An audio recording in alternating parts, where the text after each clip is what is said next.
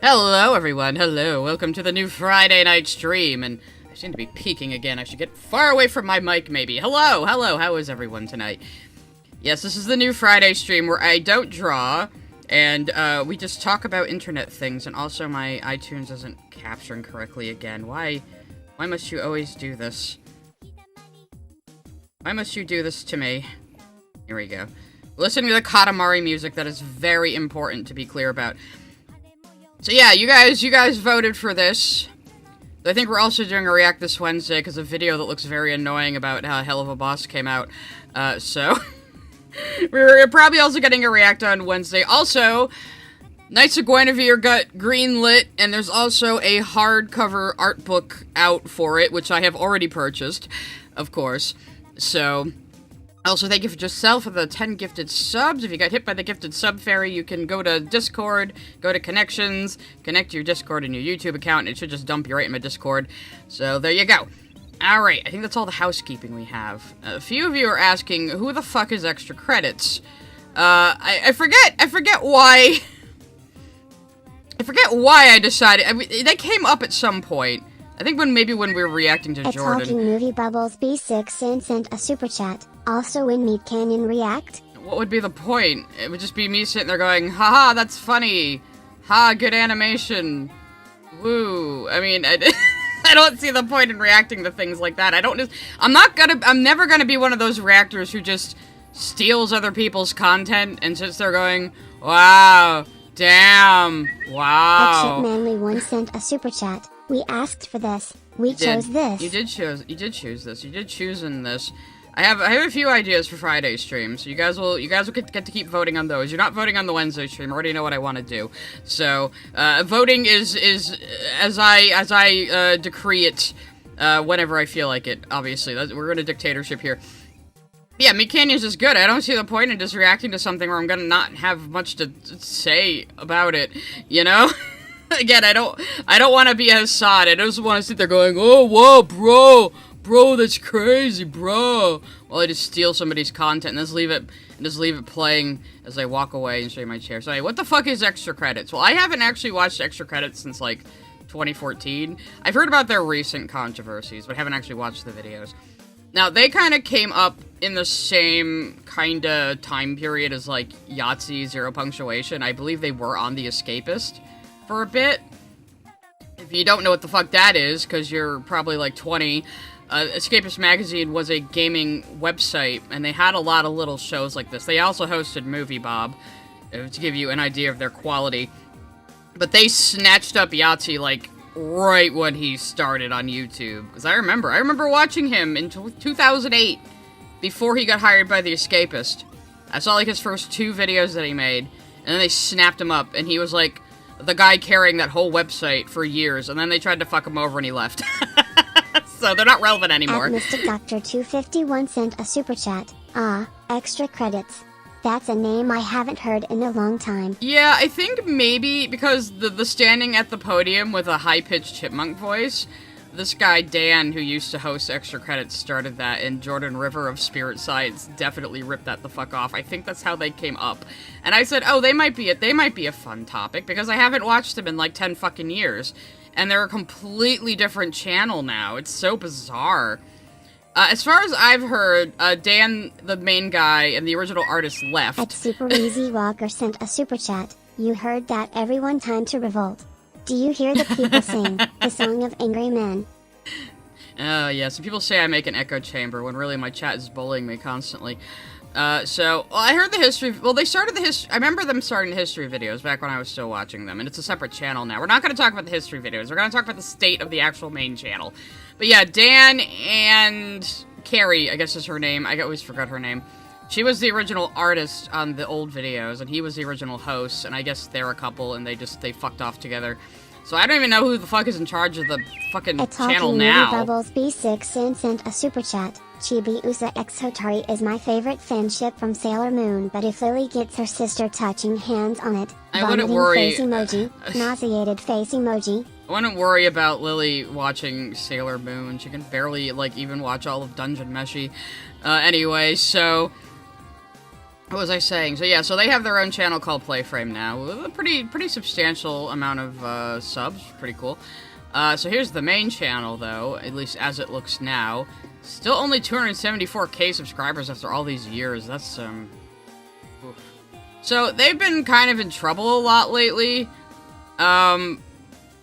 Especially with their new host, I think the original writer might still be there. But obviously they have artists imitate the old style, but yeah, they've gone a little weird. They've gone a little weird, but even we're gonna be watching the Orc video. We're gonna be watching the Orc video, don't worry, because I've never actually seen the whole thing.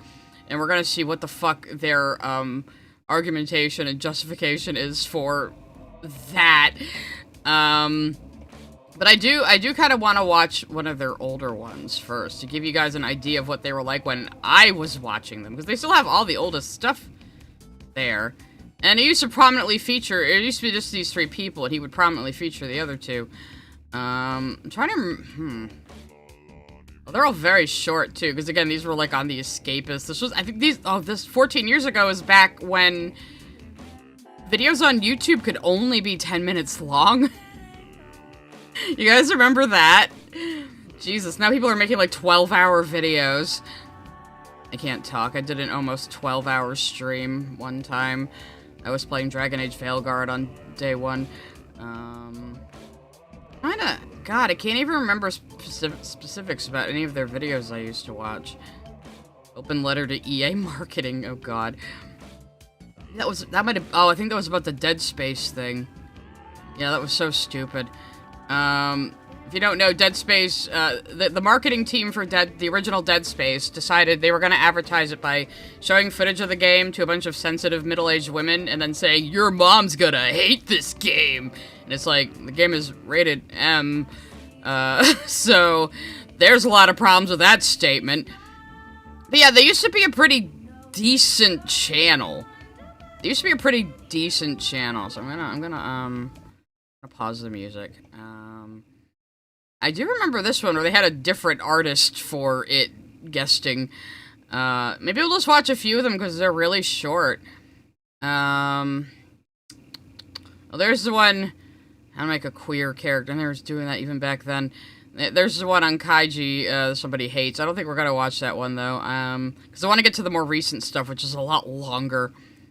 Why do games lack diversity? No, maybe they always sucked. I don't know. Well, let's find out. That's what we're here to find out tonight. So let's go to the gamer video and see, because this was back during the Jack Thompson times, you know. So A Tango Dynamite sent a super chat. There you are, watching your favorite YouTube video, and then next thing you know, you're watching a Psy stream. You didn't ask this. You didn't choose this, but it happened. Yes, it happened. You're stuck with me now. Anyway. So let's, I'm gonna pause the supers real quick while we watch this 7-minute video on the identity of gamer from 13 years ago. They used to open with this rockin' Mario music, which, you know, I approve.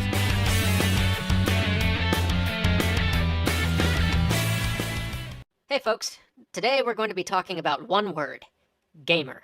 You see what I mean when I said Jordan River absolutely ripped off this whole format? You can see it right away, can't you? For some, it's a badge of pride. For others, it's a term you never want to be called. It's at the heart of the discussion over whether or not video games are art, and it's part of the reason so many of us still don't play our PSPs in public. Gamer itself is an odd term. It's pretty unique. Think about film or books. You don't call people who watch movies filmers, or film watchers, and you don't call people who enjoy— And you do call them cinephiles, you know, if they're really into it, as like a hobby or an interest. Yeah, this was like a debate we were having, like, fucking 13 years ago for some reason. I don't know why. I've always just comfortably called myself a gamer, but it became so politicized for a while there. Enjoy novels, readers, or bookers. Actually, that one's kind of fun. You call them readers, though, don't we? Where was I? Ah, yes. Nerds. The fact is, none of those other mass media have a term analogous to gamer. The only other time you refer to a person by the media they enjoy, outside of games, is when the person is a kind of a connoisseur, or has an almost pathological obsession with that media. Film buff. Bookworm. A bibliophile. Yeah, exactly. So he just contradicted him. God, I used to watch these. He just contradicted himself. Yeah, we do have words for people who are really, really, really into a particular medium. And gamer means someone who plays a lot of video games, not someone who just, like, buys a PS3 to play, like, the next Call of Duty and Madden, and that's it, you know? Or audiophile is not someone who merely likes books or music. They're someone who fixates on these media to the complete exclusion of other aspects of their life. I'm fine with the term ludo. I mean, not to the that's kind of mischaracterizing it. Maybe he was being exaggerated. It was the time. This is of its time. File, I suppose. Seems appropriate enough, and there are certainly cases where the word would accurately describe some video game enthusiasts. But it's not the same as a gamer, is it? Gamer is a tag given to almost anyone who plays games. Why is this? In part, it's because our medium isn't universally enjoyed yet. If I were to ask all of you, is there music that you enjoy? I would say it is now. Like, 10 years ago, I was even saying, like, in 5 to 10 years, playing video games will be as common as watching TV or watching movies, and I believe it is now. 100% of you would say yes. But if I were to go out on the street and ask people if they enjoy video games, I'd get a few no's, and a lot of others saying, I don't really play them. So is gamer simply a binary label to separate those who have tried games from those who haven't? Well, no, it means much more than that.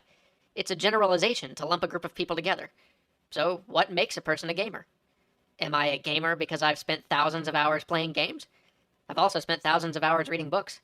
I've spent just as much time playing music, and even more time than that just listening to it. Would you call yourself a musician, then? You would, right? You're not just a drum banger? And I've probably spent nearly that much time watching television. God, were they always bad? This is the third time I've gone into something like, oh, let's weigh, let's do a retrospective and weigh what this is like, and then have immediately gone, oh my god, this was always shit, wasn't it? Why does this keep happening to me? And our films too. I'm a media soak. I consume media, but the only label I get is gamer. Why should games define me? That question is at the heart of what gamer means. The term itself is vague, almost to the point of being meaningless, but it finds meaning in the stereotype that surrounds it. The stereotype is one we've always known. It's the Cheetos-eating, basement-dwelling troglodyte that lives with their parents or never leaves the dorm room. This must sound so foreign to younger people now. How much has changed in just the last 15 years? This must sound so alien to you. It's the ultra-hardcore, gay-bashing, noob-hating shooter fan, and the 8-year-old teabagger.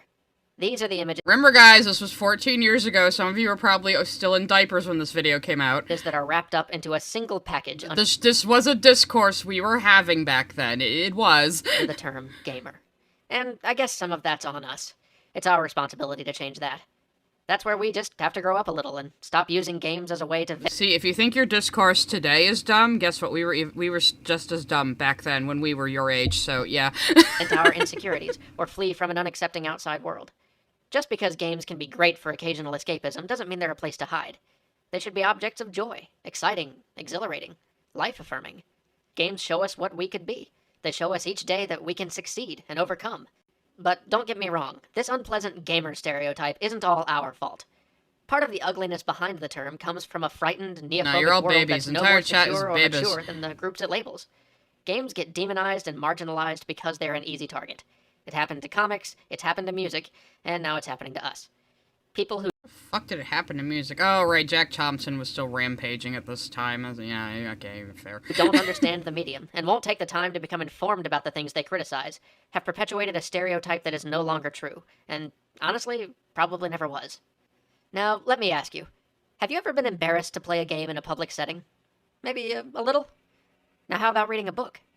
The times you've been embarrassed reading a book in public, I'm willing to bet it's I think these days you'd look weirder reading a book in public than playing a video game in public. because of the specific book you were reading. But many of us feel shy about playing even the best, most worthwhile games in public. We're embarrassed not about the content or the value of what we're doing, but the medium it's presented in. We are, in fact, afraid of the stigma, the label attached to being a gamer.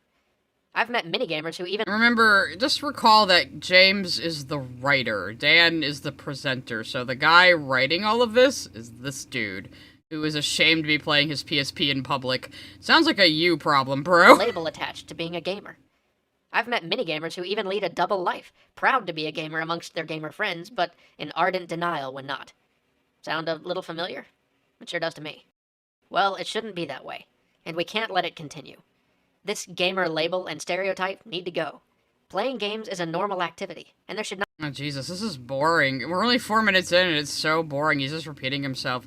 Maybe we'll watch another old one. And also, oh, look, it's the video I'm gonna react to Wednesday. So buckle up for that, kids. I'm gonna piss off the Helliverse hate-dom again. I expect a lot of angry messages on Twitter, even though I'm not there anymore. Alright, let's click... What was the other one I wanted to click on? I remember the one where they had a guest artist. This one.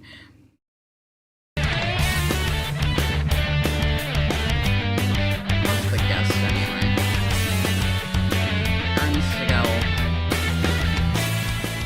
Hello. Before we start, we've got somebody you guys should meet. Allison has several deadlines piling up on her right now, and honestly, she probably deserves a week off at this point anyway. So today we are joined by a special guest artist. May I introduce Erin Siegel, substitute pretty pictures maker. Thank you very much for filling in and for giving Allison a well-deserved week off. Alright, let's do this.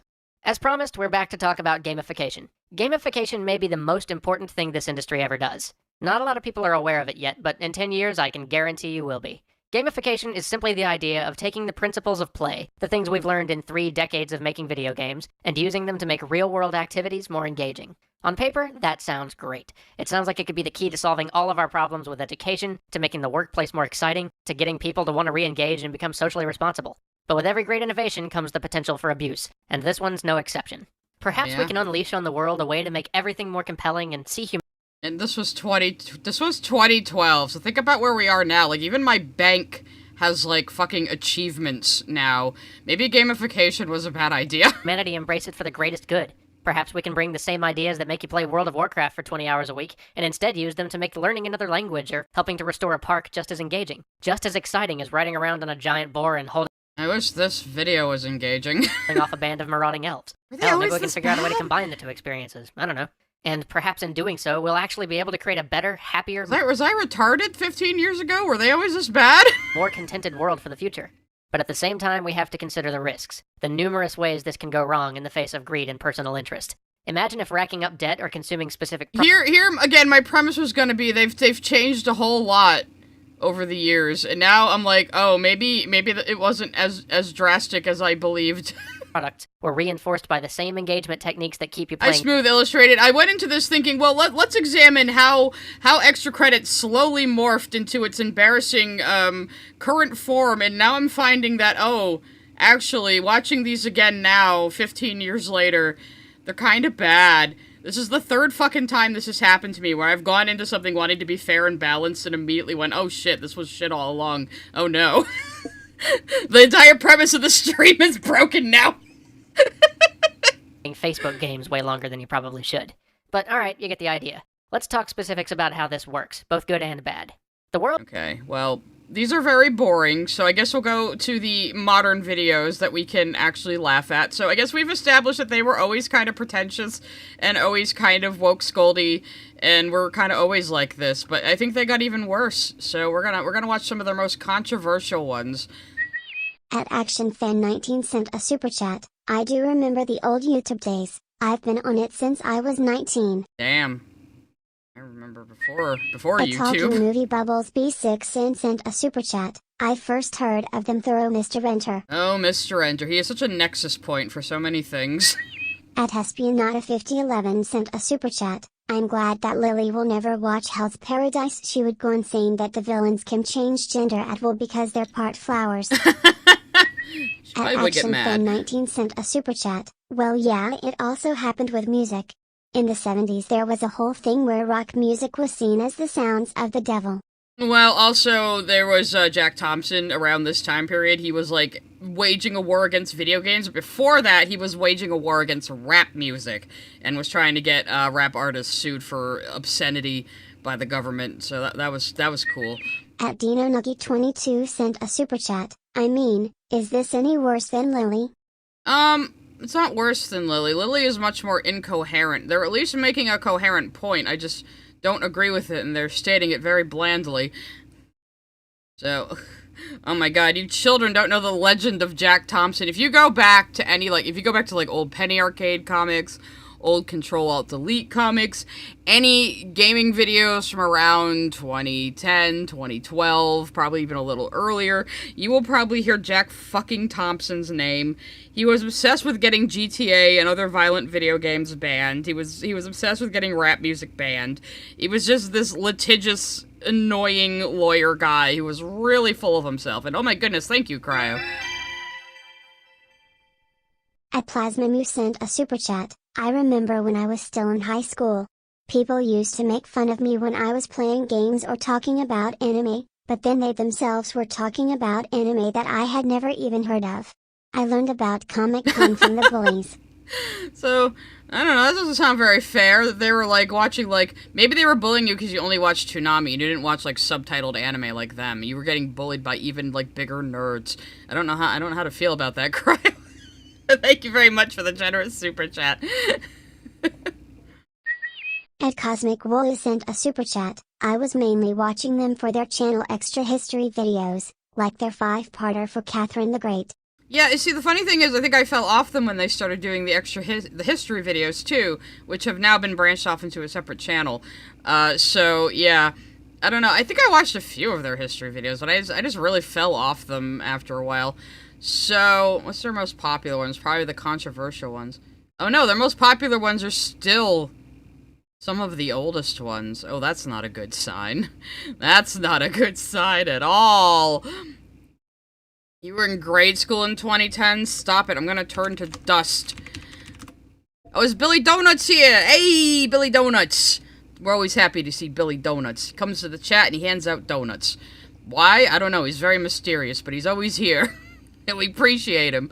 So this was... Oh, it's only 8 minutes. Wow, these are still so short. And this was 4 years ago, so I'm cheating a little bit.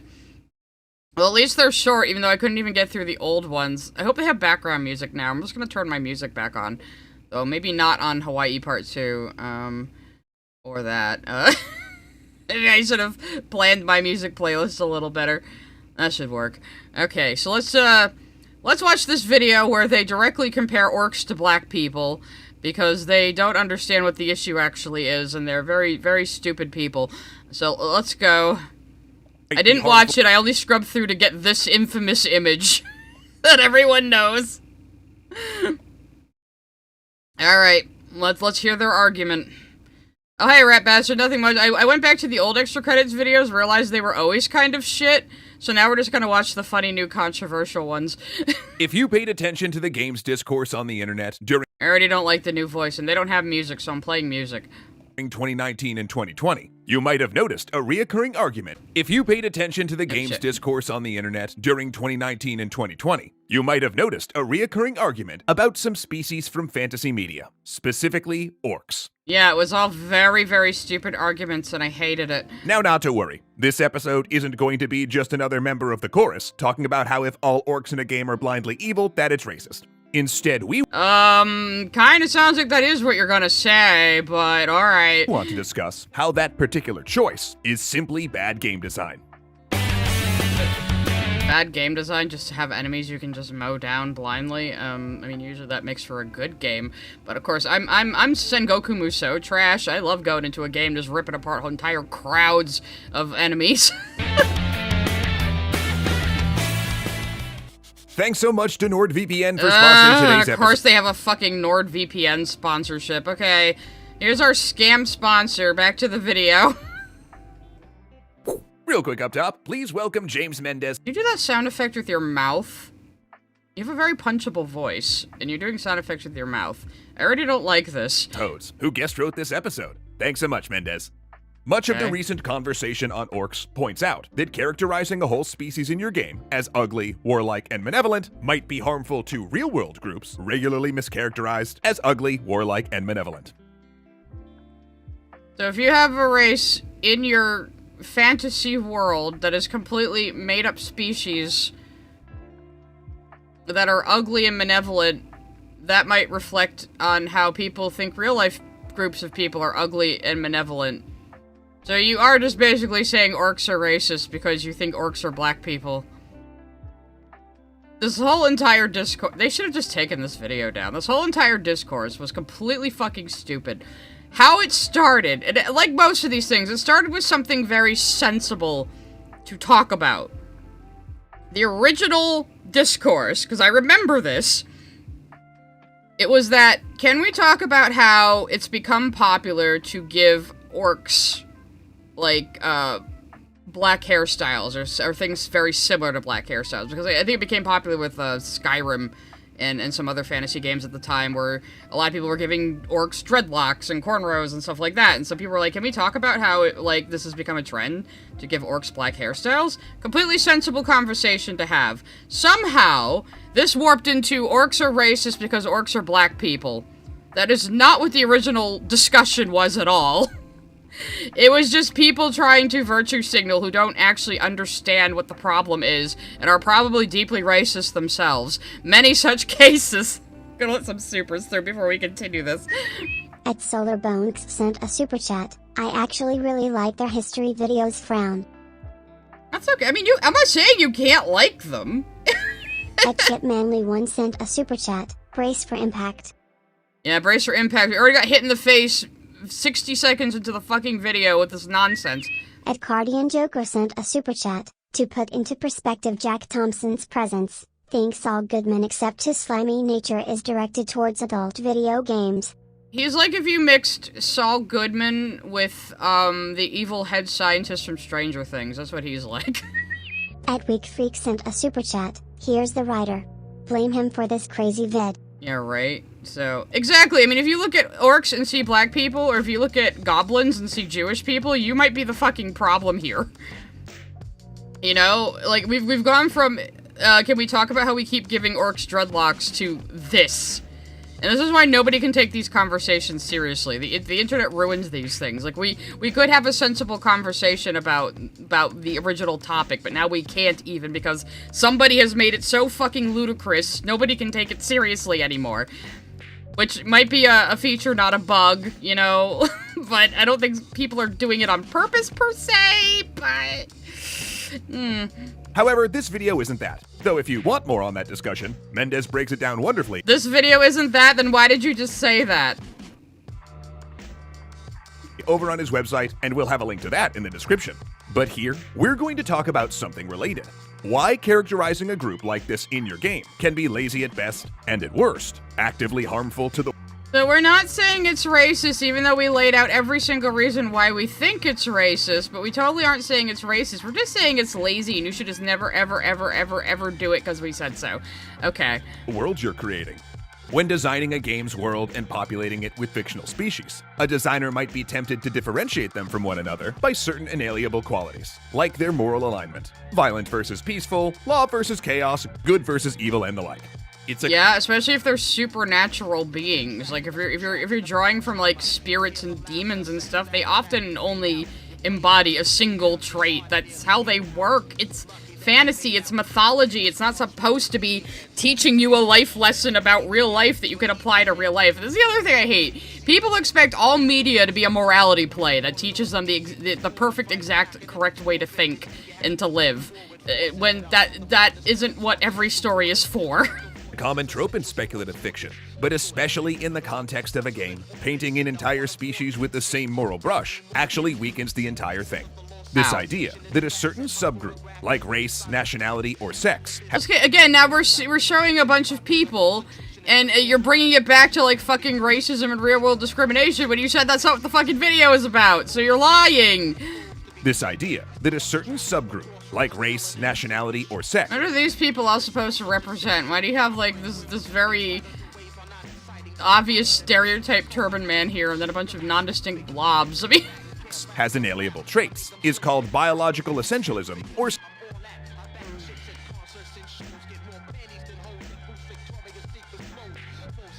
A fucking fantasy novel is not a book on eugenics.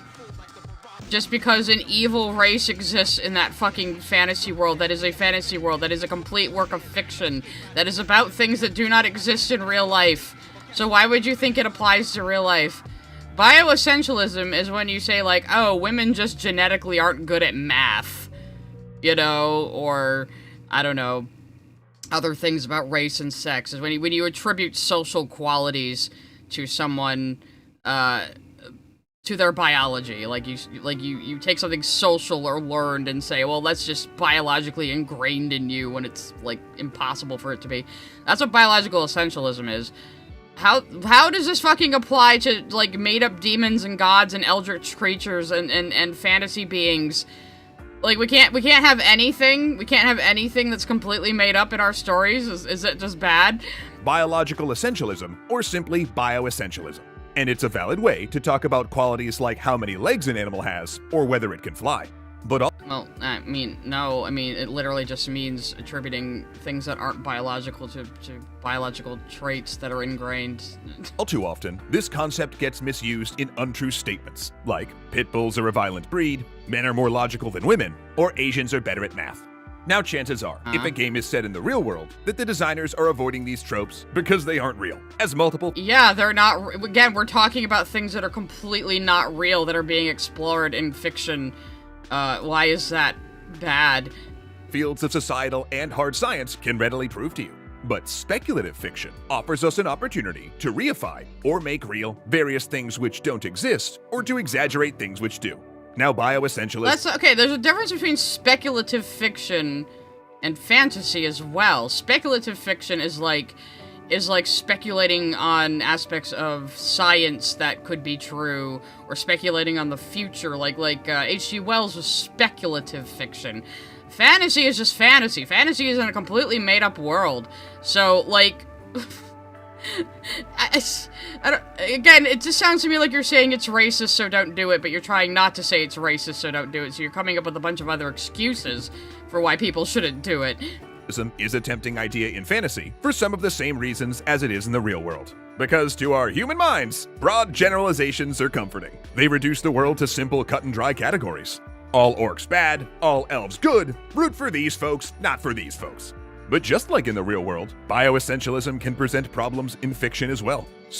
I mean, you could make it a theme of your fiction, but people don't have to.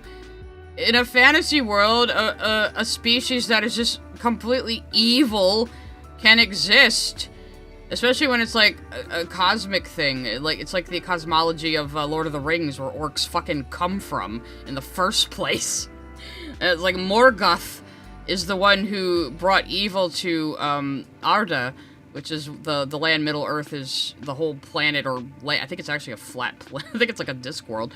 Anyway, Arda is where Middle Earth is, and like Morgoth at the beginning of the world decided he was going to defy God and do his own thing like the devil, so he's the one who brought evil into the world. Like, that's just normal mythology and cosmology. Why can't those be in stories? I don't understand. Specifically a moral one. The idea that a sapient species can inherently tend towards good or evil acts, or lawful or chaotic ones. And that But that's not saying anything about the real world, because it's specifically not about the real world. It's specifically about a world that does not exist. So why can't we write about things that don't exist and explore what it would mean if they did? Why is that a bad thing? Moral essentialism actually undercuts the greatest strength games can bring to storytelling. The player's own power to make meaningful, interesting choices, and judgment— It depends on the story. Not every game is a choice-based game. Not every game changes with player choice. Some games just tell a straightforward story. It all depends on what the game is doing. for their characters, including moral ones. So if a game's creative choices apply a moral valuation to every member of an entire species before the players even meet them, well, now that's just taking that power away from the players. And again, it depends on the game and the story. I don't think anyone wants to, like, load up Doom and get told about how the monsters all have, like, a wife and kids at home, and they should really think about what they're doing when they mow them down with a spray of bullets. That's not what that game is for. And in turn, if a group of orcs, for instance, doesn't even have a choice about their actions, are they actually evil? Because look, if a person— Okay, look, if you want to explore that moral question in your story, that's fine, but you can't, like, demand that every single story explore that moral question. Sometimes you can just have a race of beings that are just fucking evil. You know, you don't have to go, oh, well, what if it's just that their goals are contrary to ours and they only seem evil from our point of view. So, yeah, okay, if you want to explore that in a story, you can, but not everyone has to. It's not a rule. Like, Again, I don't see any reason why you're arguing this other than you just want to say orcs are racist, but you don't want to sound stupid, you know? And thank you, Shark Jumping Walrus, for another 10 gifted subs. As I said before, if you get hit by the gifted sub fairy, you can go to Discord. You have to do it from Discord, apparently. You go to Discord, you connect your YouTube and your Discord account, and you can just get dumped right in the server. And we kind of just shitpost and fuck around in there. It's fun. I'll let some supers through right now because everyone seems to be very frustrated. At ActionFan19 sent a super chat. An old video from Cracked did a minorly less bad version of this with Lord of the Rings. Oh, nice. I used to read Cracked too, man. At Hespionata5011 sent a super chat. Man, anime has changed a lot over the years. I'm to the point where I will watch 80s OVAs out of curiosity. Genocyber was something else. Oh, you should go back and watch old anime. It can be gnarly. Rocker sent a super chat. Imagine calling Delicious and Dungeon/Dungeon Menchie racism, much like Farron. Beyond Journey's End. Oh god, I haven't even seen Freerun yet. And the argument drives me crazy. It's like, why can't we have something interesting like that in a story? Why can't we have an interesting concept like monsters that mimic humans in order to eat you? That is not a unique concept. I brought up the other mother from fucking Coraline. She's exactly that. She's a monster who pretends to be nice and normal and love you, and she's only doing that so she can fucking eat you. Why is it bad to have monsters like that? We have idiots on both sides. One side going, oh, but it could represent POC, and then the other side is like, it definitely represents POC, and you're both just fucking demonizing minorities to make this stupid fucking argument about something that doesn't even reflect real life. It is an interesting concept to explore in fiction. What do you do with a species like that? That feels nothing and will kill you at any second, but plays on your emotions by acting like a human. That's a terrifying concept. A Talking Movie Bubbles B6 sent a super chat. Thoughts on Chibi Usa from Sailor Moon? BTW? She's a little brat and she's great. I like how, like, her first reaction coming back in time is, like, pulling out a fucking realistic-looking dart gun.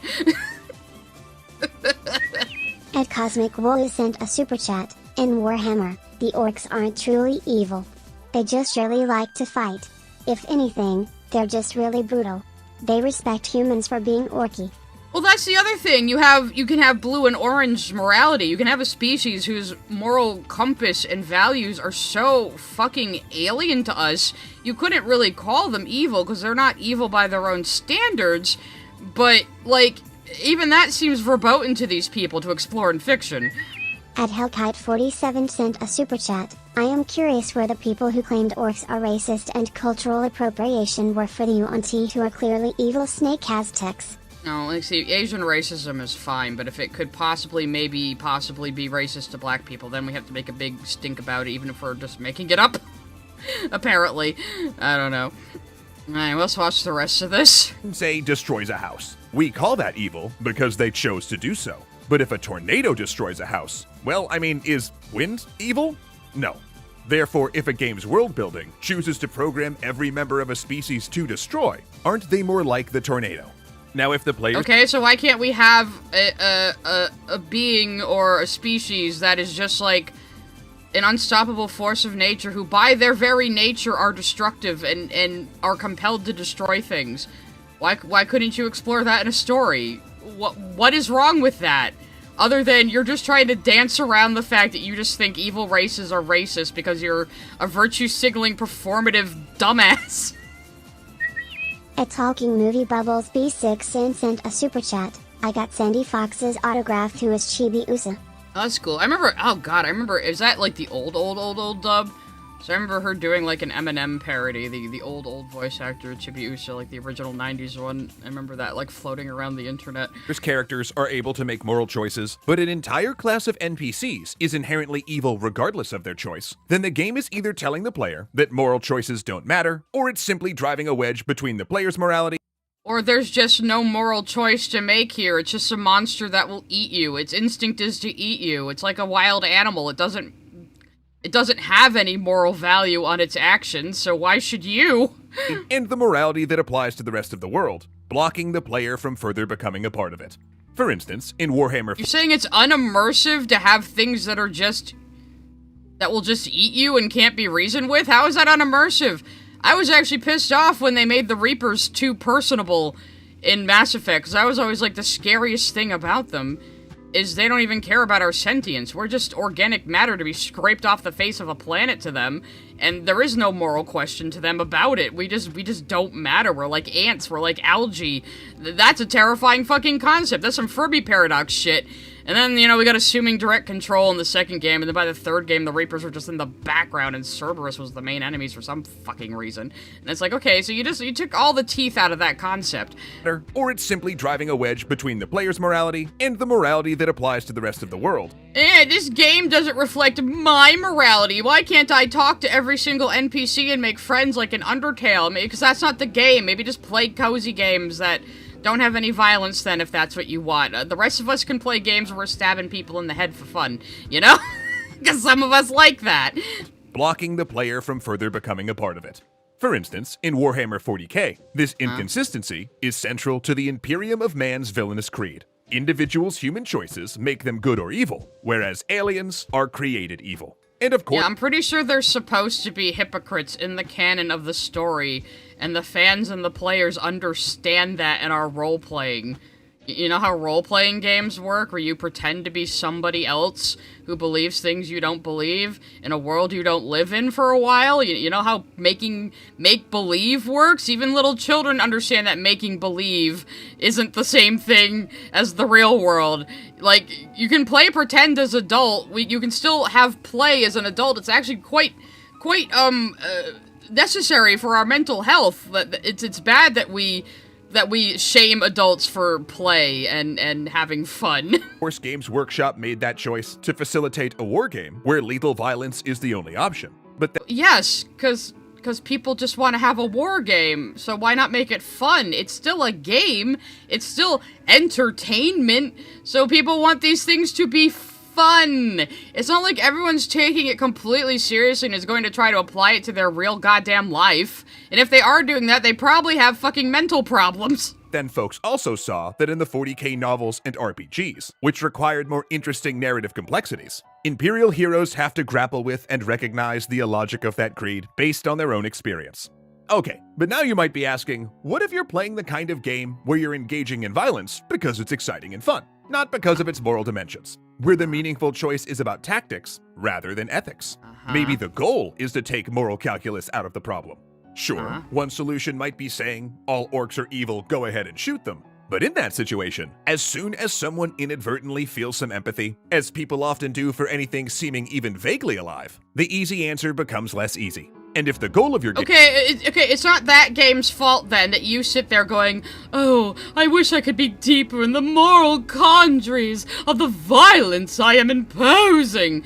Okay, if you want to sit there and navel gaze about a game that's just supposed to be fun, that you're not supposed to think about too hard, that's your fucking business, bro. But that's not a problem with the game, that's a problem with you. Game is to stop players from engaging in moral debates and just fight some bad guys. You kinda gotta say something. Not every single video game is about moral debates. Not every single piece of media has to reflect your fucking values back at you. Not every single piece of media has to be a morality play teaching you a lesson. Not every single piece of media has to reflect your politics back at you. I am so tired of this fucking attitude. It's so entitled.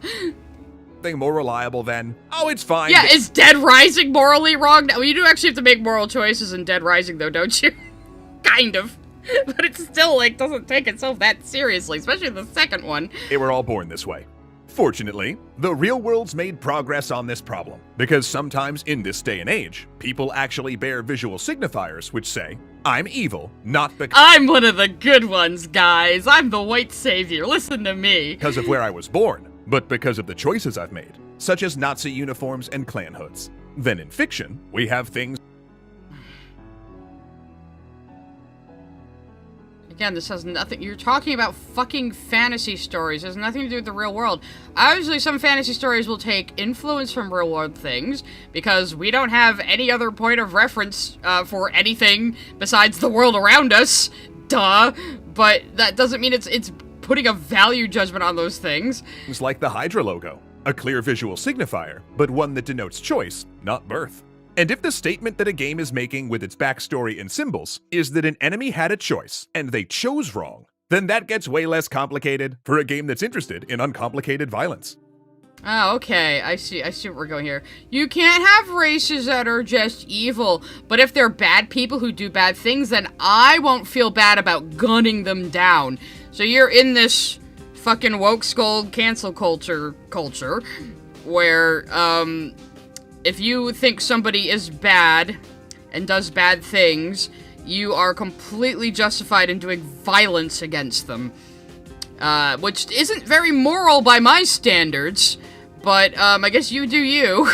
So whether a game does or doesn't want its players to overthink their character's moral choices, evil as a choice is just more effective than evil as a bioessential trait.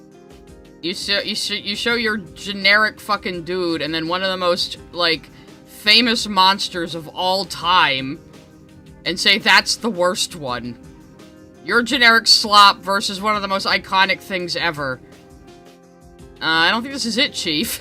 But then, of course, if everyone wearing the evil team uniform... The alien isn't evil, that's another, like, thing. It's like, it's feral, it's like an animal, it's like blue and orange morality.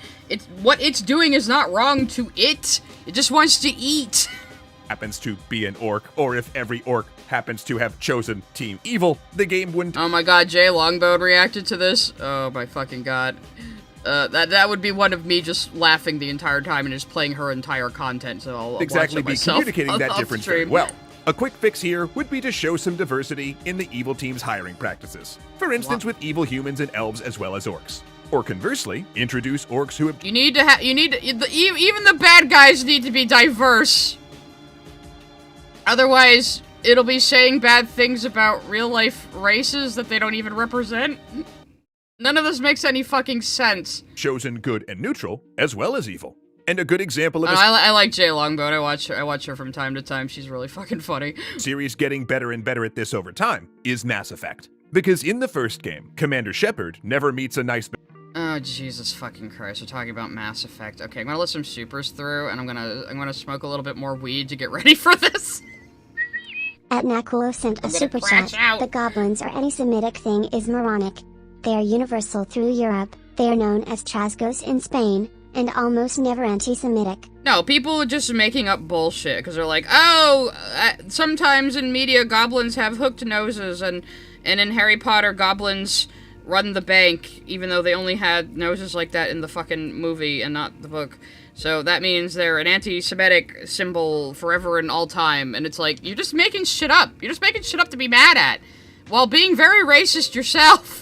And a good example of a series getting better and better at this over time is Mass Effect. Because in wait, that's right. I was gonna let some more super chats too. Sorry, I was just hitting the unpause button absentmindedly. Banks sent a super chat. Okay, so the orc racism argument started with someone pointing out how orcs had black hair and disingenuous idiots made a big straw man of it. Then other idiots came and said I agree with the straw man. Yeah, yeah, that's it. That's exactly what happened. It was, hey, can we talk about this trend of giving black hairstyles to orcs? Can we talk about that? And then some chuds went, oh, you saying orcs are black people? And then a bunch of, like, lefty brainworm internet people came along and said, yes, orcs are, in fact, black people, and now you're racist for depicting them at all.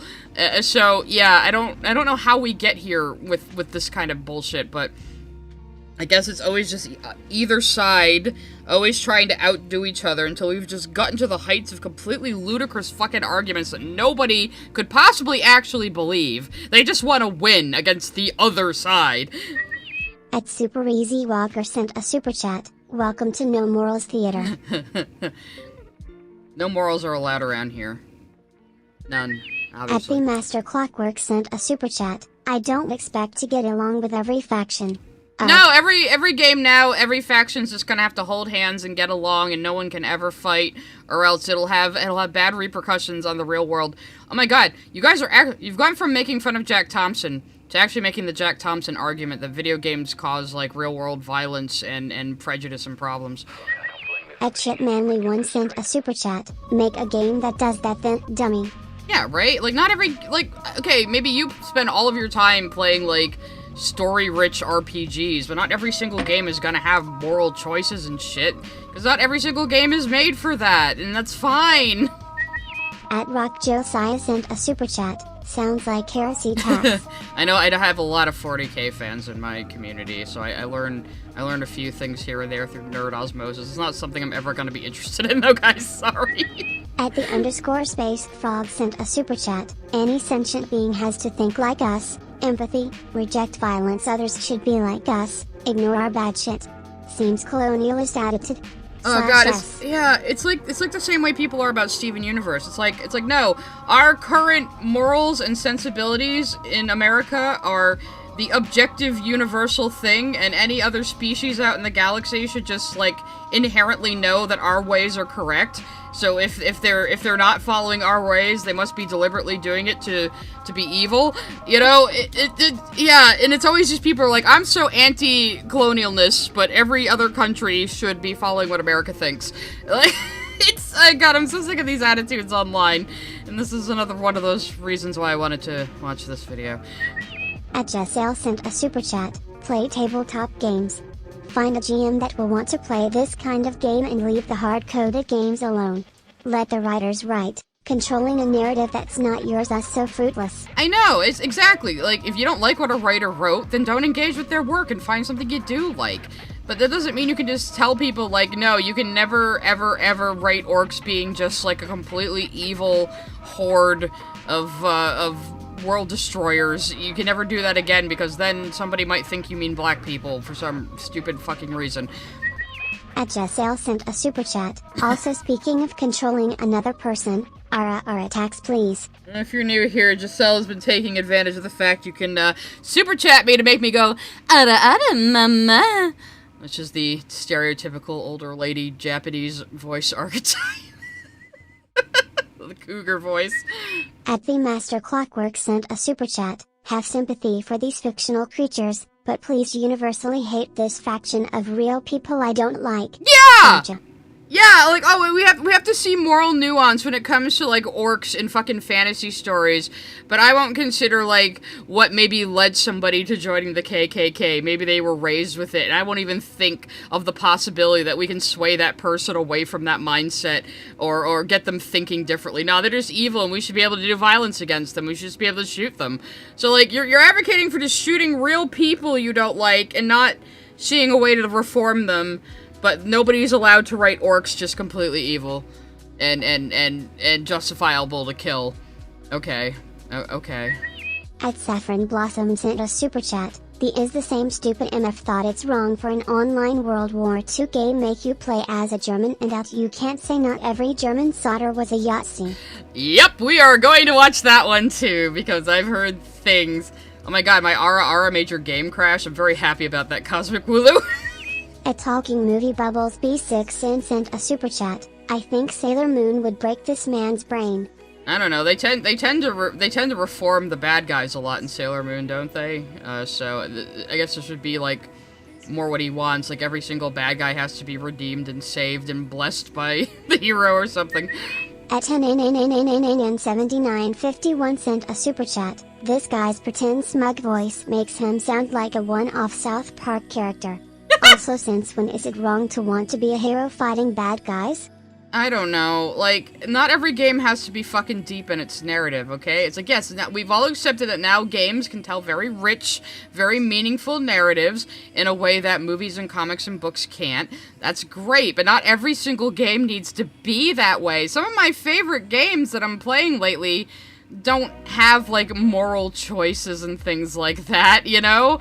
I mean, I've mostly been playing, like, No Man's Sky and a bunch of indie games. I play a lot of, like, Dorf Romantic. I play a lot of Minecraft still. Like, where the fuck are the moral choices there? At Chipmanly1 sent a super chat. Destroying slimes without talking to them is no good.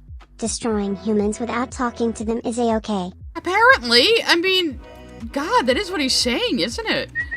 At Espionata5011 sent a super chat. Reminds me of the Hogwarts Legacy discourse where you were a bad person for playing the game.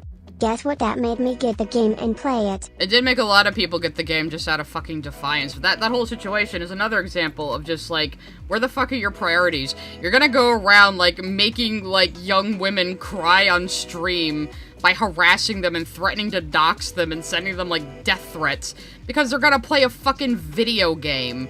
Like, get fucking real. How are you reducing any harm in the world by doing that? It doesn't fucking matter. It is so far removed from the person you're mad at.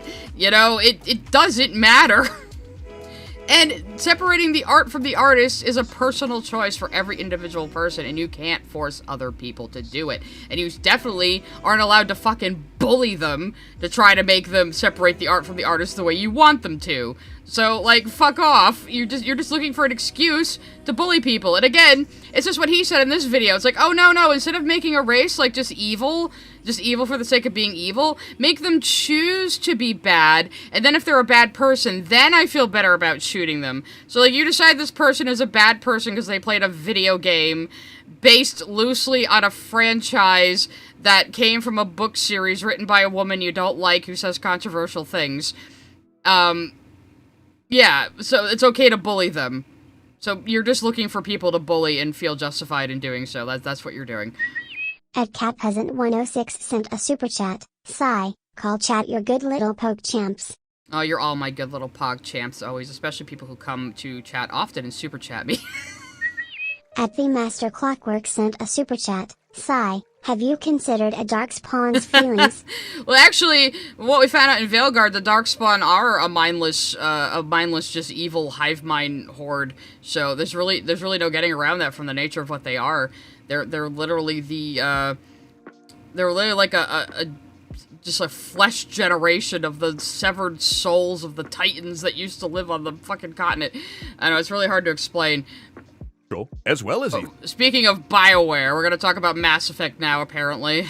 And a good example of a series getting better and better at this over time is Mass Effect. Because in the first game, Commander Shepard never meets a nice Batarian or a fun Geth, but...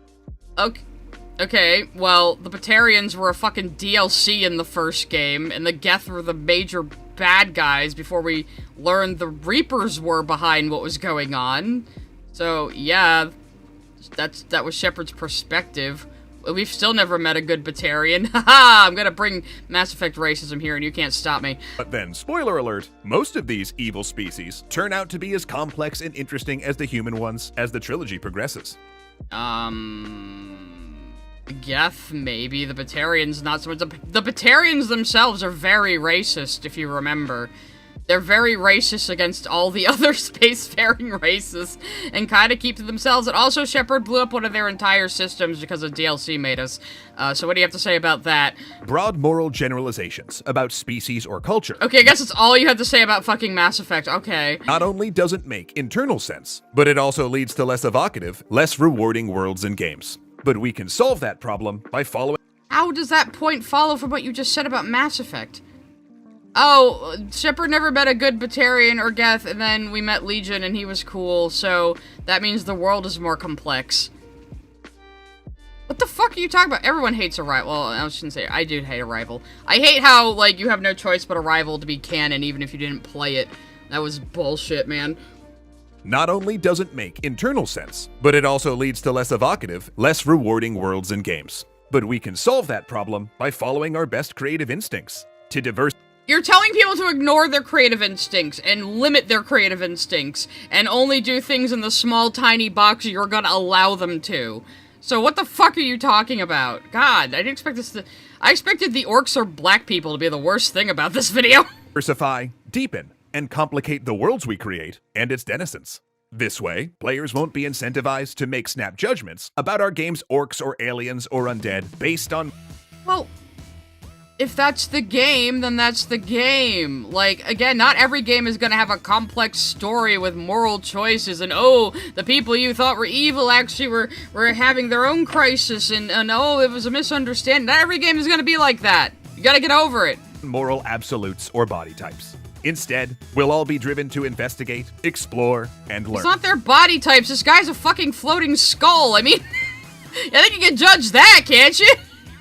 Players won't be incentivized to make snap judgments about our game's orcs or aliens or undead based on moral absolutes or body types. So what do you care about them making snap judgments about fictional game characters? You are saying this this would directly apply to the real world. So you're saying if somebody makes snap judgments about monstrous characters in video games, that means they're gonna make snap judgments about other races in real life? You were literally Jack Thompsoning this. You were literally saying video games are gonna make people morally worse and make them racist. What the fuck? Instead, we'll all be driven to investigate, explore, and learn. Our players will... Unless the game doesn't have that in there, who's gonna write all this extra dialogue to give every single fucking goblin a tragic backstory before you kill it? Invest themselves more in our games. And because they're human, ask the hard questions to push our design into even more enriching and unexpected places. Well, you haven't even explained... the only thing you've said would be more enriching is, like, instead of things just being naturally evil, make them choose to be evil, and then I'll feel good about murdering them for it. Like, that was your only point this whole time. Plus, you know, maybe if we ditch this whole evil races line of thinking, if one day orcs or extra-dimensional horrors or even isekai protagonists pop out of a portal, they'll offer us humans the same courtesy. Yeah, because Eldritch Abominations definitely care about human lives, buddy. Maybe go watch Iron Lung this weekend. I'd call that a win-win. Once again, thanks... I'd call that a douchebag who just said a whole lot of nothing and seems to want to limit what artists are allowed to write about and what they're allowed to explore in a completely fictional world with completely fictional things that do not exist in real life and have no impact on real life. God, does this guy make anything of his own? Does he draw? Does he write besides these videos? Does he do anything creative? Because he sounds like one of those people who doesn't do anything creative but thinks they know best. And as an artist, I hate those people. And I'm not gonna get fucking NordVPN, it's a scam. Oh, check out, if you want to learn about the origins of orcs, check out James's blog here. Well, I do these Friday streams for stuff I gotta read. Orcs, Britons, and the martial race myth. Orcs came from fucking Tolkien. Yeah. So the first installment of a 2-article series about the racist origins, nature, and ramifications of orcs, a malevolent humanoid species from English author J.R.R. Tolkien's Middle-earth. So you're just calling Tolkien racist, right? Out the fucking gate. Again, even though orcs, I believe, are directly caused because of Morgoth, who is like the Satan of Middle-earth. If you've only seen the movies, you wouldn't know that. I think most of that information is in the Silmarillion, so I haven't read that. And no, anyone who's read the Silmarillion is already, like, kind of, ooh, don't mess with that. But anyone who has both read and understood the Silmarillion, they're the nerds you don't want to fuck with. You leave them alone. They're powerful. Let's just see what he has to say about this, though. I started researching this article with the hypothesis that a collection of negative assumptions about people of color in general, common among the British of Tolkien's time, gave rise to orcs. So you went in with a presupposition, not a hypothesis. You went in with a baseless presupposition and are now trying to prove it. Is that what I'm hearing? With my own voice as I read this? I might have gotten a little too high. Drawing on the most hateful stereotypes he knew, Tolkien explicitly and purposely crafted orcs as a detrimental depiction of Asian people specifically. No. You're confusing orcs with the Easterlings. There's orcs, and then there's, like, the evil men from the east who joined Sauron. Or Saruman. One of the two, I forget which. Yeah, I've never made it through the Lord of the Rings books. I fucking can't. I can't. I love the movies, though. And I love listening to Tolkien nerds talk about it. So I've begun to absorb a little bit more of Tolkien's mythology and cosmology, but it's not a lore that really sticks to me a lot. But again, I love listening to Tolkien nerds talk about it. It's fun. But yeah, already you're confusing orcs with the Easterlings. So... yeah. I don't know. There's a whole fucking video for it now. Let's see. Professor Tolkien, what are orcs? The orcs are definitely stated to be corruptions of the human form seen in elves and men. They are, or were, squat, broad, flat-nosed, sallow-skinned, with wide mouths and slant eyes. In fact, degraded and repulsive versions of the TRPs and least lovely Mongol types. Okay, so he's saying their eyes were like Mongol types. Again, it was the 50s. So, but he's not saying he based them on Asians alone. That's like the last thing he said. Specifically about their eyes. So, yeah.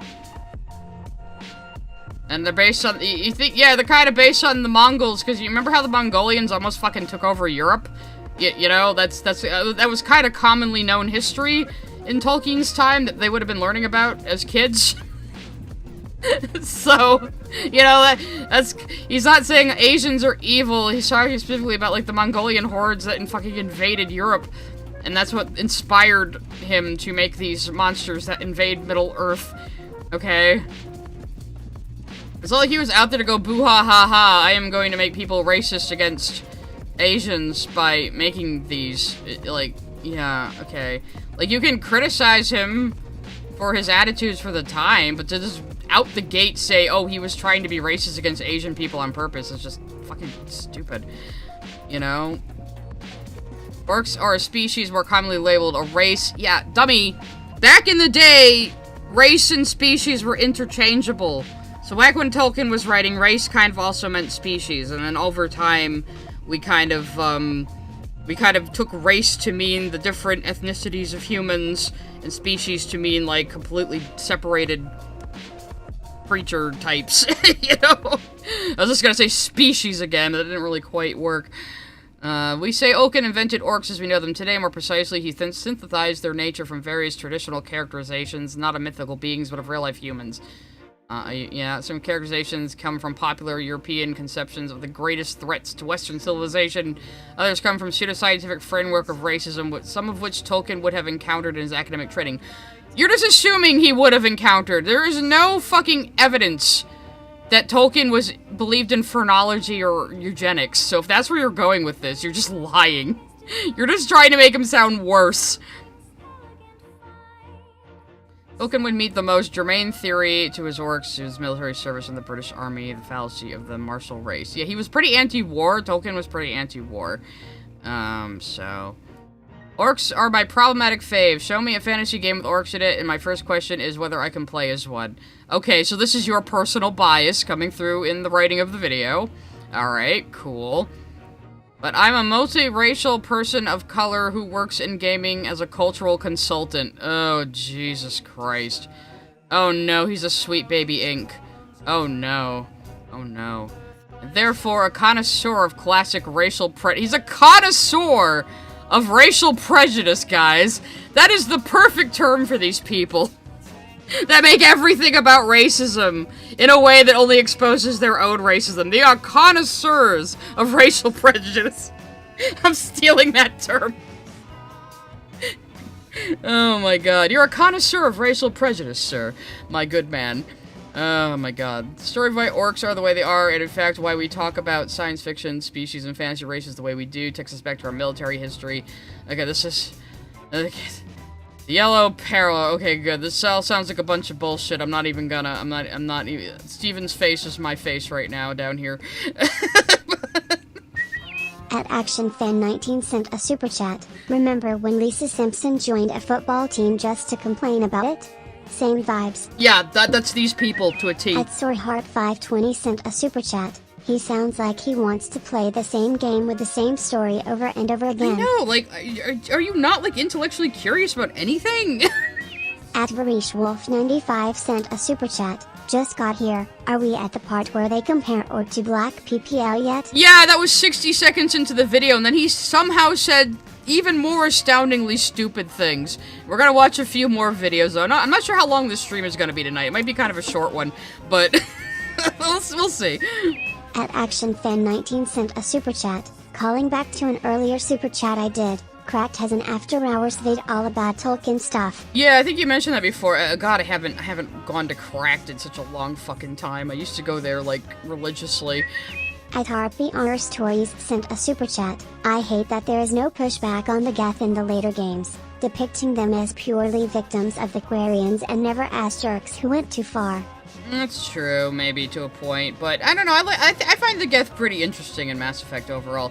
Actually, the fucking moral choice in Mass Effect that had me the most stuck for the longest time was the choice to either rewrite the Geth rebels so they're amenable to us, or just erase them completely. So either change who they are at their core, which is also a kind of death, or just obliterate them. And I think I sat there for like 10 minutes trying to decide what to do. So that can be effective, but not every game has to have moral choices, you know? He's basically making it out as like the default for games to have moral choices, because those are the only kinds of video games he plays, it sounds like. Alright, so let's look at there's one they had called Stop Normalizing Nazis, which sounds like a good topic, but apparently it's very bad. Is this the right one, though? Wolfenstein versus Call of Duty, the need for B games? No, that's not it. They removed that one? Let me find out. Extra credits. Normalizing Nazis. I see it on Reddit.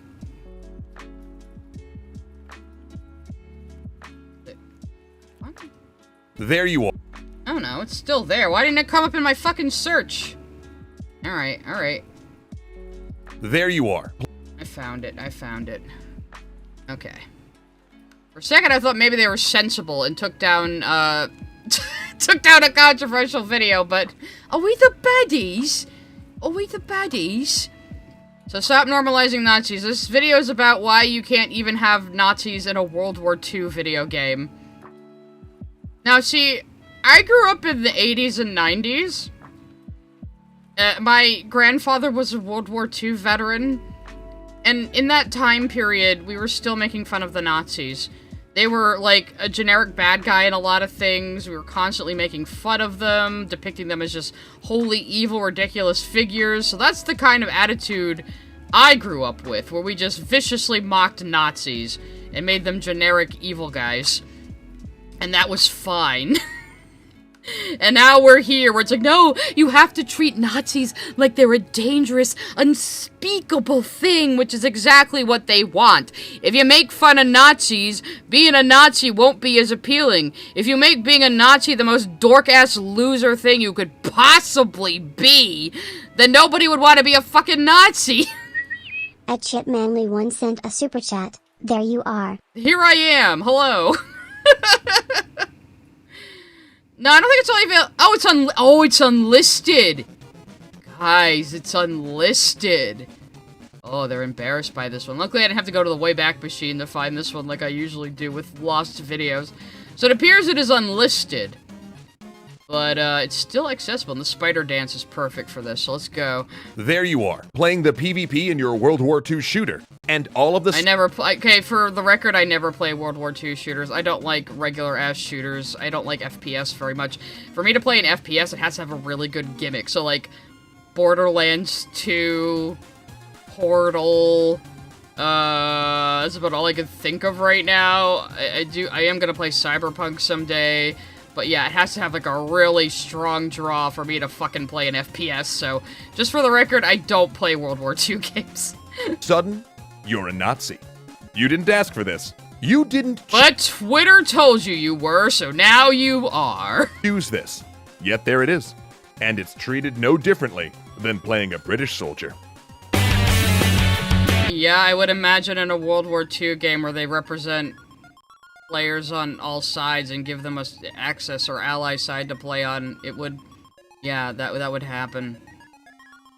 I would assume people would know what they're getting into with a World War II game, you know, people who know history. Oh, I always play Fallout in third person. I will probably drive some people crazy when I finally play New Vegas. This is bad on so many levels. No one should ever have a random chance of fighting for the Nazis. And we should... Why not?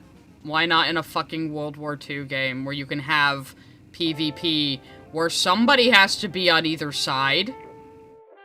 Bro, it's just a game. It's just a game. Why are you Jack Thompsoning this? It's just a fucking game. We know it's a game. Like, when people are playing cowboys and Indians or cops and robbers, you think they're like, yeah, I definitely am desiring to be a fucking robber. I'm definitely desiring to be a cowboy slaughtering the Native Americans. No, it's just a fucking game! Unless you are the kind of asshole who would go out and yell at kids for playing like cowboys and Indians. You should never express that there's no meaningful difference between Nazis and Allied soldiers, or that they're functionally interchangeable. Yeah, because they're just characters you play in a World War II based simulation that is in no way fucking realistic and is for entertainment purposes. So... At Minebot45 sent a super chat. The main gimmick of Ultra Kill is that you heal by bathing in enemy blood. It is very hard regardless. Nice. But also, like, how do you feel about war reenactors, then, my guy? How do you feel about guys who choose to play Confederate soldiers in war and Civil War reenactments? Do you think they're bad people? What if we had a game based on the Civil War and you got randomly assigned Union or Confederacy to fill out a fucking lobby equally? Would that be a problem too? How far back does the war have to be before it's not a problem anymore? Like, what? And before anyone equivocates and says not all German soldiers in World War II were Nazis, if they were wearing the swastika and are functioning as an arm of the Nazi government, then unless the game goes out of its way to tell you specifically that your particular character is not a Nazi, then they're a Nazi. Hey, my guy, do you know how many people were fucking drafted into the military in World War II on all sides? How many young men in Germany do you think had absolutely no choice but to wear a swastika, put on a uniform, and go out to die on a fucking battlefield? You sitting here in your first world country that doesn't have a draft, I'm gonna assume you're American or Canadian, where you've probably had a pretty fucking easy life, you've never had to be in an actual fight for your life, or in a life-threatening situation, you're sitting here bitching about video games. And you're passing judgment on young men from 1940s Germany who had no control over who was in charge of their government and were drafted into a fucking war, whether they wanted to fight in it or not. That is just so ignorant to history, to human nature, to life. Like, what is this? No wonder you enlisted this. Jesus Christ. I did mention earlier that my grandfather was a World War II veteran. He told me a story. When he was 18 years old, he was sitting at the back of his class with his head against the wall. And the teacher asked him what he was doing and why he was being like that. And he said, well, with the draft and the war and everything, I could be dead next year. My grandfather survived a bomb, not a bomb, but something like a shell going through the plane he was in. He was a pilot. So I was almost never born, because my grandpa almost died in World War II.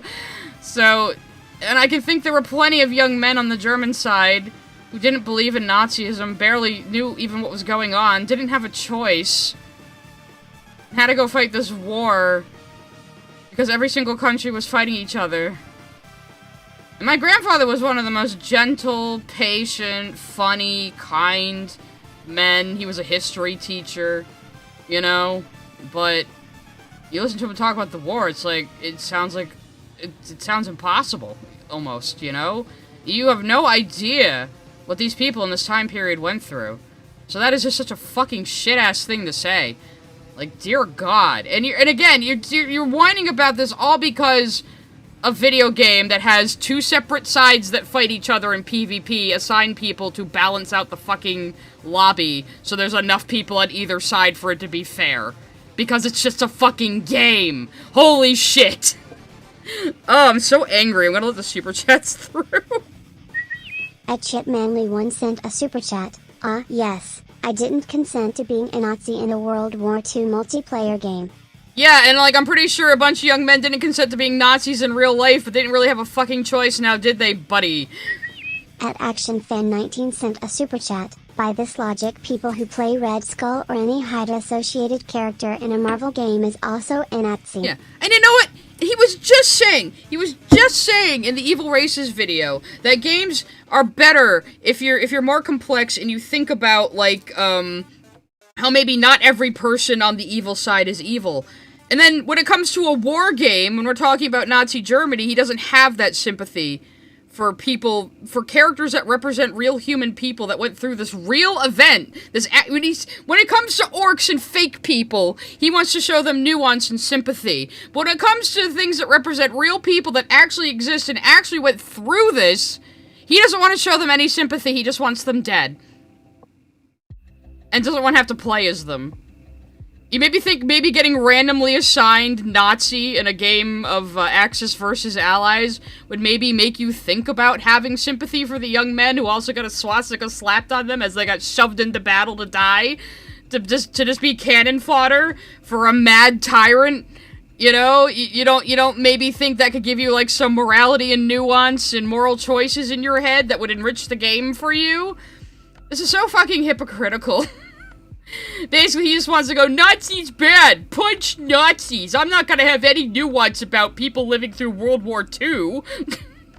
Christ almighty. At Gargarock Bob sent a super chat. It's just a game. Why are you mad? Yeah, I mean, he's making me mad with his fucking attitude, but it's just fucking... I think we'll have to watch the Wolfenstein one next, too, and see what they say about Wolfenstein.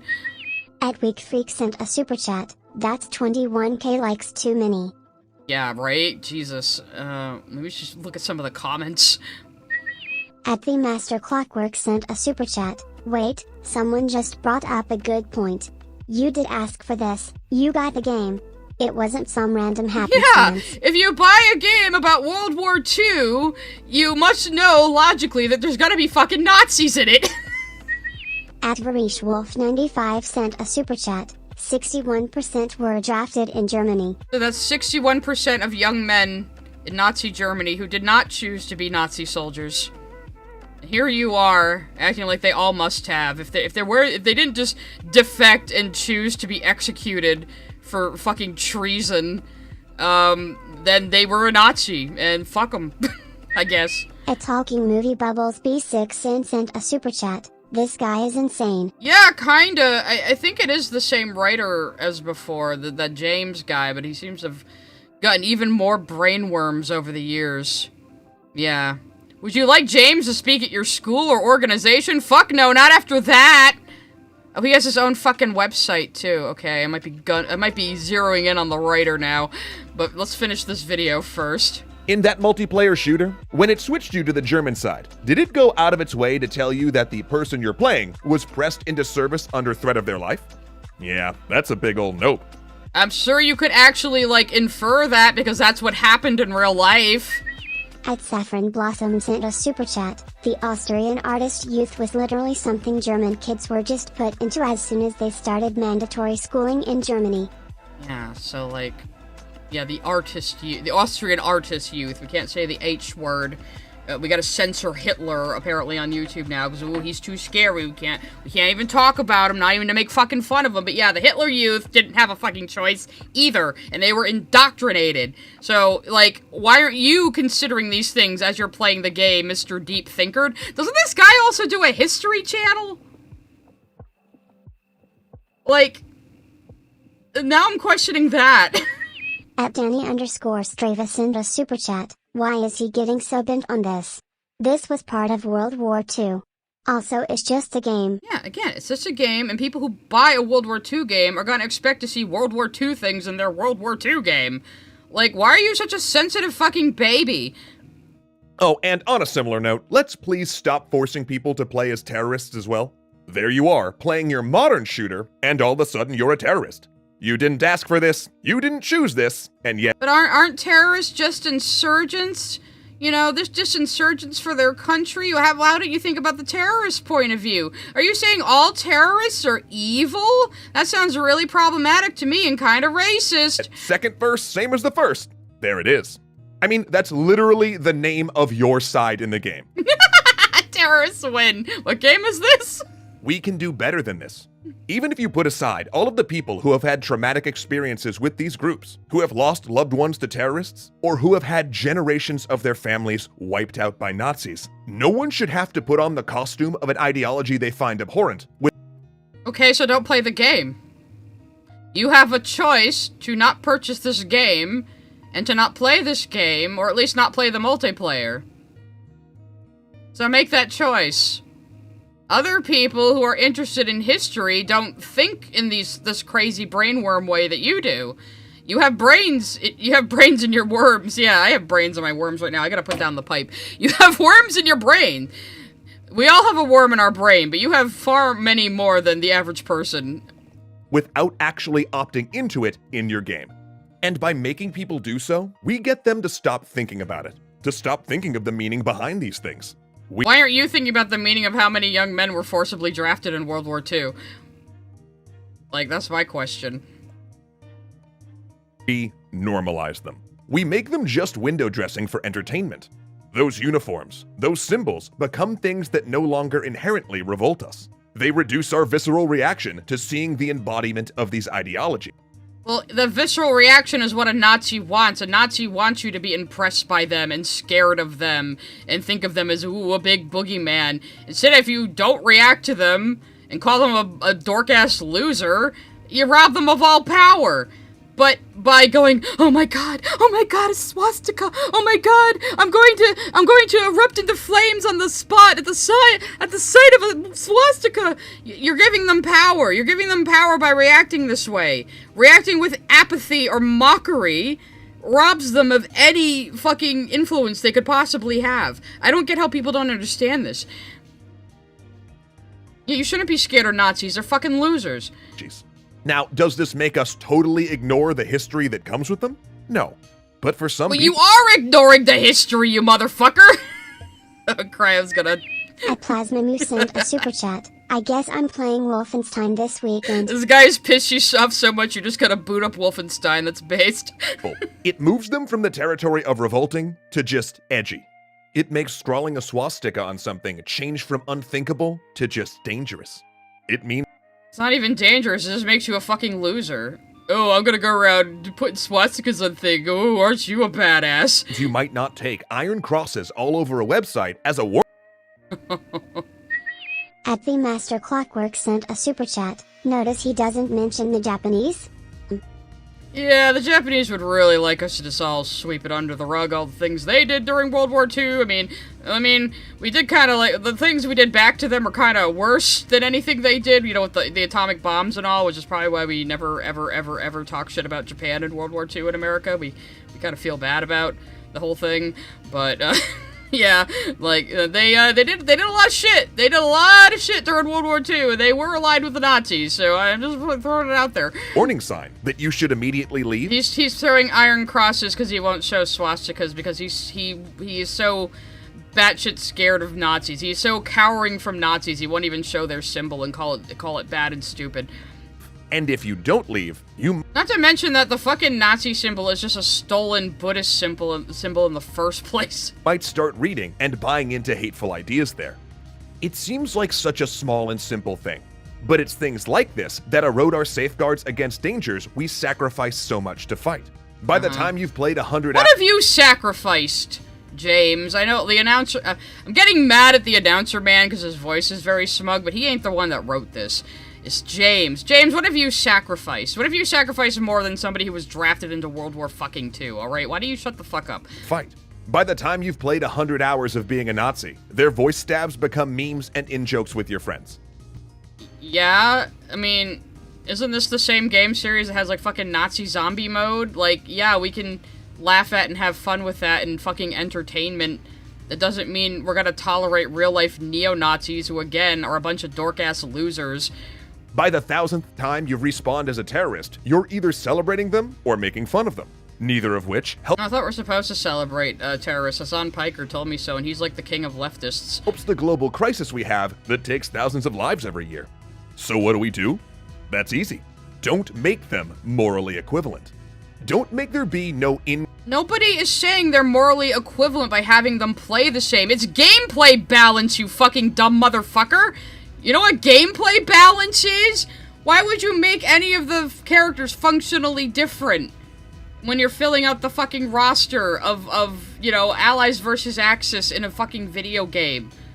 Why would you make, like, oh god, That's what he wants. He wants the Nazis to either be weaker than all the other characters, or he wants, like, there to be, like, a big moralizing message if you get assigned a Nazi or choose a Nazi to play. Just like, oh, by the way, these are Nazis, these are bad. It's like, yeah, I think most people understand that Nazis are fucking bad, but it's a World War II video game made for entertainment purposes.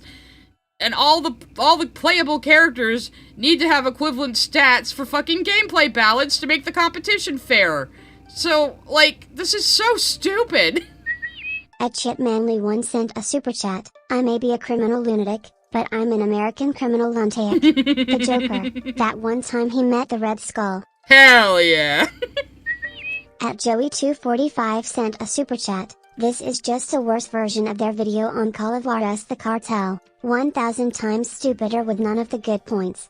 I used to think that video was good back in the day, but I can't remember much about it. Now watching the other old videos, I'm not even sure anymore. At Talking Movie Bubbles B6 sent a super chat. ICE is also a group of Doorcast losers. Yes, but also understand that many people have joined them out of desperation. The others just really, really want to shoot people. Those are the ones we should have more of a problem with. Game moral difference between your Nazis and your allies, between your terrorists and your counter-terrorist squads. Frame PvP as a training exercise, or simply. He's literally saying nerf it. He's literally saying nerf these M-rated war games about World War II for my fucking sensibilities and feelings. Motherfucker, just because you want everything to be, like, put in foam and cushioned and made into, like, kid slop, doesn't mean the rest of us have to play video games like that. Go play Splatoon, then. Go play fucking Splatoon, then. You don't have to play World War II games. That doesn't mean they shouldn't just not exist at all.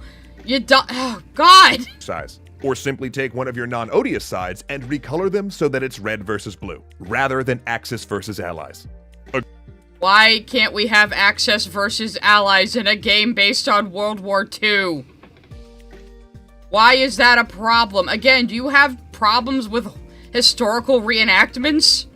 Do you go to, like, Civil War reenactments and yell at the people who are playing the Confederate side? Like, what is this fucking logic? Like, no, you have to make everything kid-friendly, and you have to, you want the future to be the future in Demolition Man. That's what you want. A good example of a game that does this is Rainbow Six Siege. All of your bomb diffusion and hostage rescue multiplayer with no normalizing terrorists. In fact, by having all set the fucking bombs you're defusing then. All of the characters as counter-terrorists training for a possible threat, it highlights how real and present of a threat that is. Okay, so most of that game just has those missions being training. So, because Rainbow Six isn't about a war, right? It's about like Navy SEALs or something. I'm not very familiar with it, okay? But it's not about war. It's about other kinds of factions, right? They're more like rescue operations, right? Than fucking war. So again, you're comparing a game that has nothing to do with war to World War II games and saying they should just be like that, even though they're two completely different subject matters. So, what the fuck? Training for a possible threat. It highlights how real and present of a threat that is. And if you decide that you... It's about counterterrorism, and he's saying there's no terrorists in it? That sounds like a lie. That sounds like a fucking lie. Need to have both sides be playable. Don't make them interchangeable. Don't have players randomly spawn in as one or the other. But then how do you fill out the fucking balance of the team competition? This is a PvP team shooter competition with two sides. There's gotta be an equal amount of people on either side, so some people are gonna generate on either side. It's a gameplay mechanic, you dumb motherfucker. There's no moral judgment whatsoever. Allow players to choose which side they're on. Now, of course, this has also... Well, then if everybody plays the fucking allies, there's gonna be not enough access, and then it won't be fair, and then nobody's gonna have fun, and nobody's gonna fucking play the video game! Why should they kneecap themselves just because you have some kind of weird moral hang-up about playing as a Nazi randomly? A Talking Movie Bubbles B6 sent a super chat. Red versus blue mention. Yeah, that's way better than this. Flying Molly's on. We can enjoy that At while we're taking a break. ActionFan19 sent a super chat. This mood clearly wants all things to be like Joe versus Cobra. Dad, just play Overwatch. It's close to the same thing. Oh god, like 30 years ago, he'd be one of the parents writing into the network complaining that the Ninja Turtles actually used their weapons, so then they had to use anything but their weapons to fight because it was too violent for them to use their ninja weapons. He'd be one of those people. That's what these people are. That's what these fucking modern woke scolds are. They're the parents of yesteryear who would, like, overly complain about things in cartoons and would want to speak to the manager. They're the old church ladies and the soccer moms of the 90s. That's what they fucking are. It's crazy. They're exactly the goddamn same. Allow players to choose which side they're on. Now, of course, this has all sorts of in-game problems, such as creating shorter wait times for fascists, but you know what? Those wait times could be artificially extended. Shorter wait times for... So you're literally saying right here that anyone who wants to play as a Nazi in the World War II game is a fascist, while you're advocating for it to be completely unbalanced. So you're literally just saying anyone who wants to play as a... Wait, so you're saying you can't randomly assign people to either side in a PvP competition, because some people might end up Nazis against their will.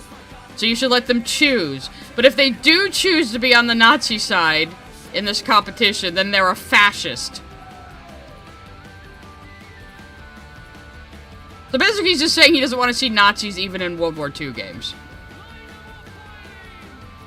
That's fucking retarded. There's no other word for it, alright? At Smooth Illustrated sent a super chat. Remember Helsing Ultimate / also the abridged. Smile literal Yahtzee vampires. Making fun of Yahtzee while still showing Yahtzee on screen. Yeah. I actually wanted to tell somebody, no, that's not a joke. Team 4-Star made up. Helsing actually is about Nazi vampires existing. Yeah. Though my favorite line in Abridged is still, oh, they're thoroughly destroying our dudes. Who gives a shit? The Nazis. Just completely in character because the Major does not care about Nazism. He just wants to die in a big war. That's all he gives a shit about. At Miss Jasmine 305 sent a super chat. Big late tax. Who is this idiot and why does he suck? Well, this is the new host of Extra Credits. Apparently it's been the same writer this whole time, and apparently he had brainworms even back in the day, and I just sort of didn't notice. Because looking back at the old videos, I was like, wow, these are actually still kind of bad. So, I don't know, this is the third time this has happened to me, where I'm going in trying to be, like, balanced and investigate, and then I immediately go, nah, this was shit the whole time, wow.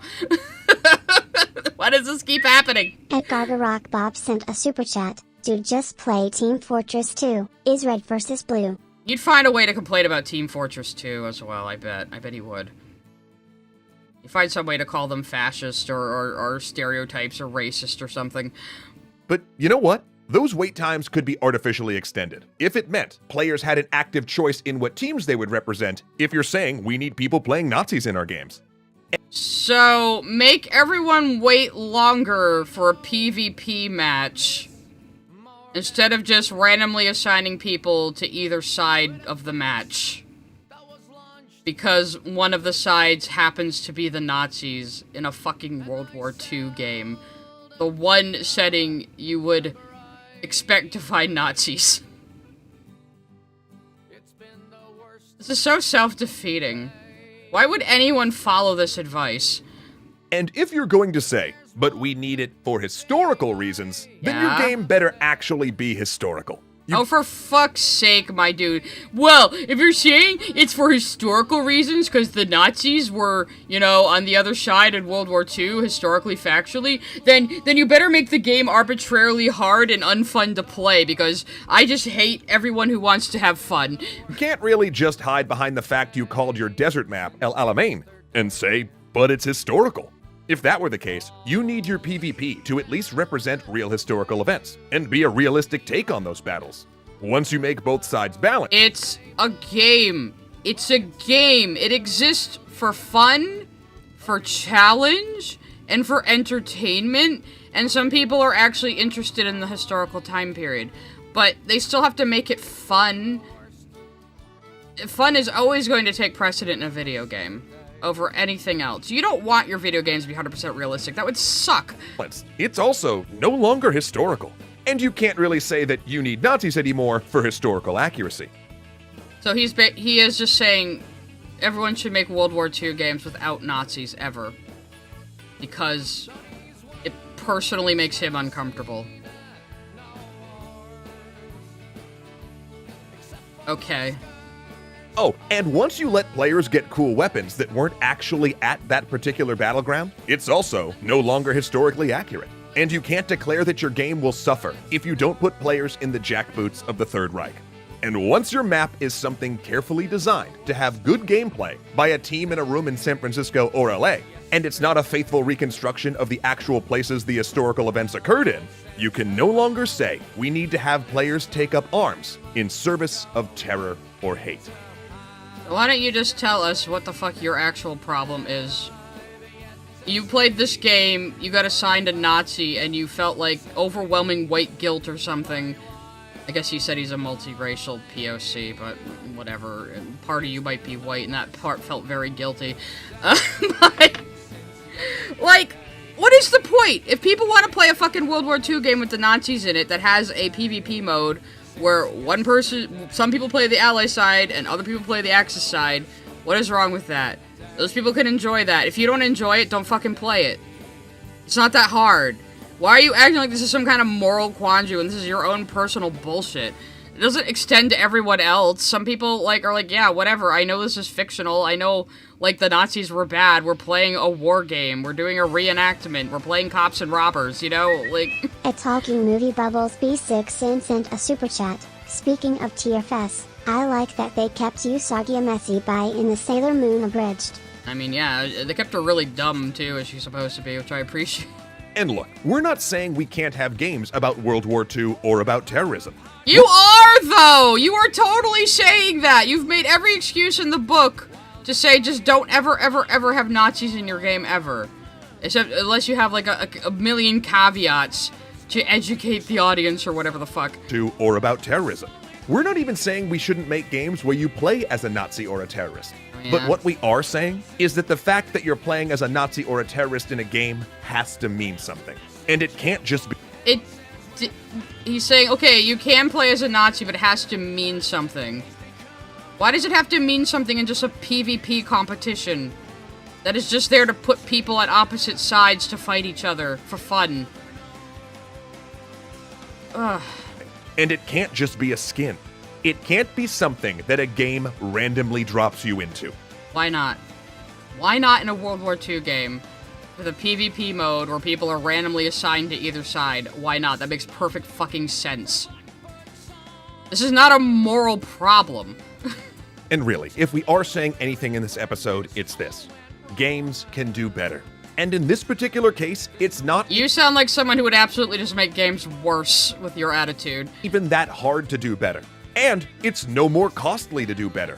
All it requires is that we in the game industry be cognizant of the world around us and what these symbols we're drawing on mean. We need to be cognizant of the world around us. Anyway, anyone who was drafted into World War II in Germany and wore the Nazi uniform was definitely a Nazi and agreed with them completely, even if they were just drafted at 18 years old and shoved out onto a battlefield. They were definitely a Nazi, and you don't have to feel any sympathy for them.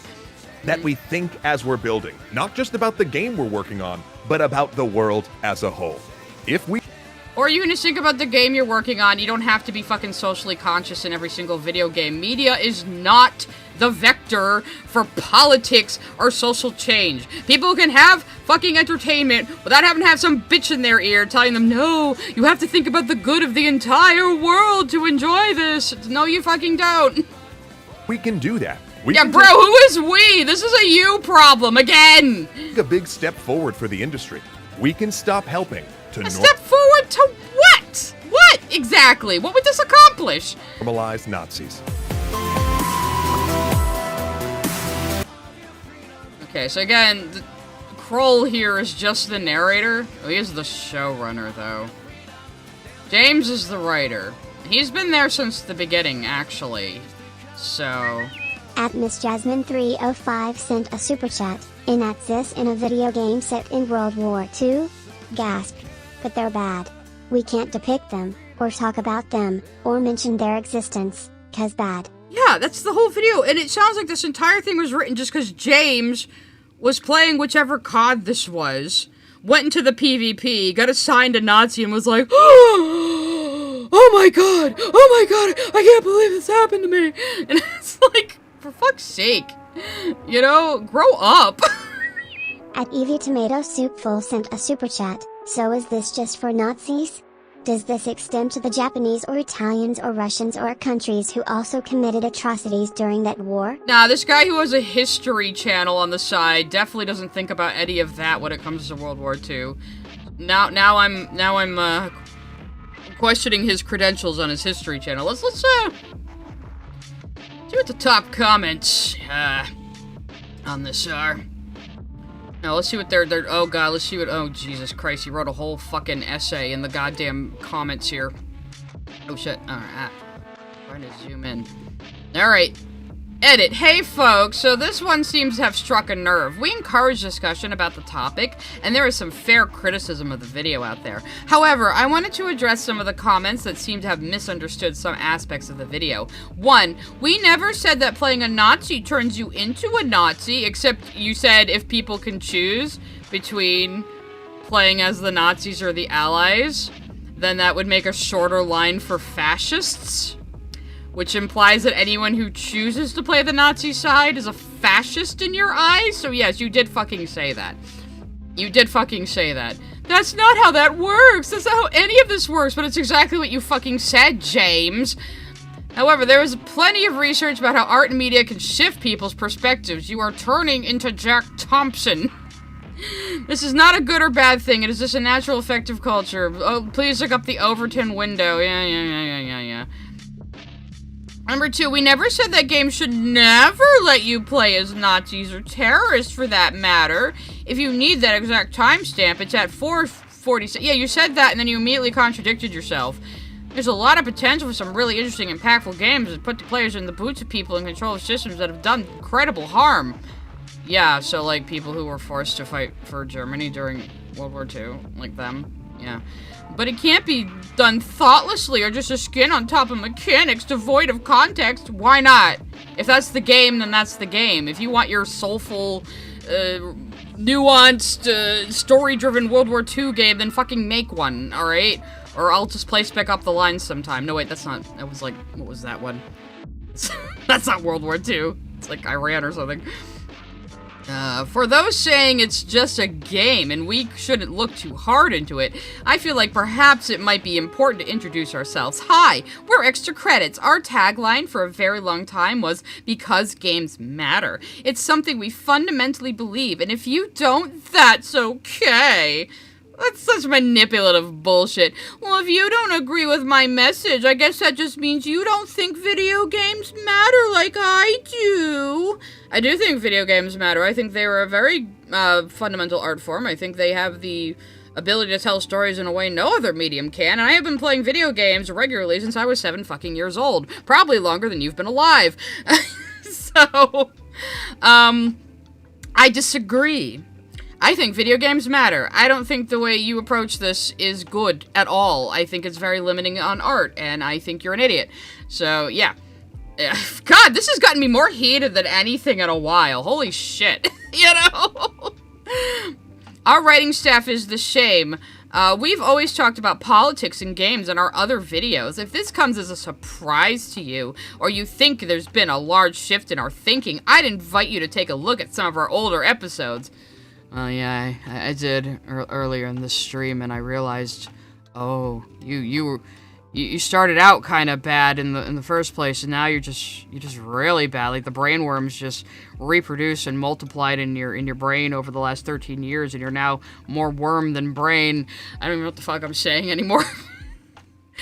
We live in a time where neo-Nazis exist. This was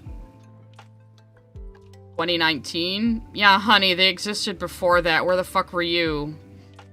And they've seemed to have increasingly found a home in gaming communities. This isn't something we can turn a blind eye to anymore, and it's important to consider that we as game designers can do and try to make things better. I'm gonna look at your website in a minute, see if you've actually designed a fucking game. Have you ever designed a fucking game? As said, there have been some very valid critiques of the video that we greatly appreciate. Most important to us is to start talking about these topics and to have conversations about design. For those of you who have kept civil in the comments, thank you. But those who need a reminder, our COC can be found here. Oh god, they have a community code of conduct. Oh guys, I might have opened a treasure trove here tonight. Let's see. Original comment. Oh, wow, I want to watch more videos about politics and games. Yeah, I'm gonna look at your playlist. Let's see. Playing Minecraft normalizes deforestation and mass consuming of limited resources. If you're playing CSGO with a controller, you're a terrorist regardless of what team you're in. Should we stop including women in fighting games because beating them up could normalize domestic violence against women? My team versus enemy team, I blame this entirely on you. Didn't you guys used to be sponsored by World of Tanks, you know, a game where you can play as Nazis?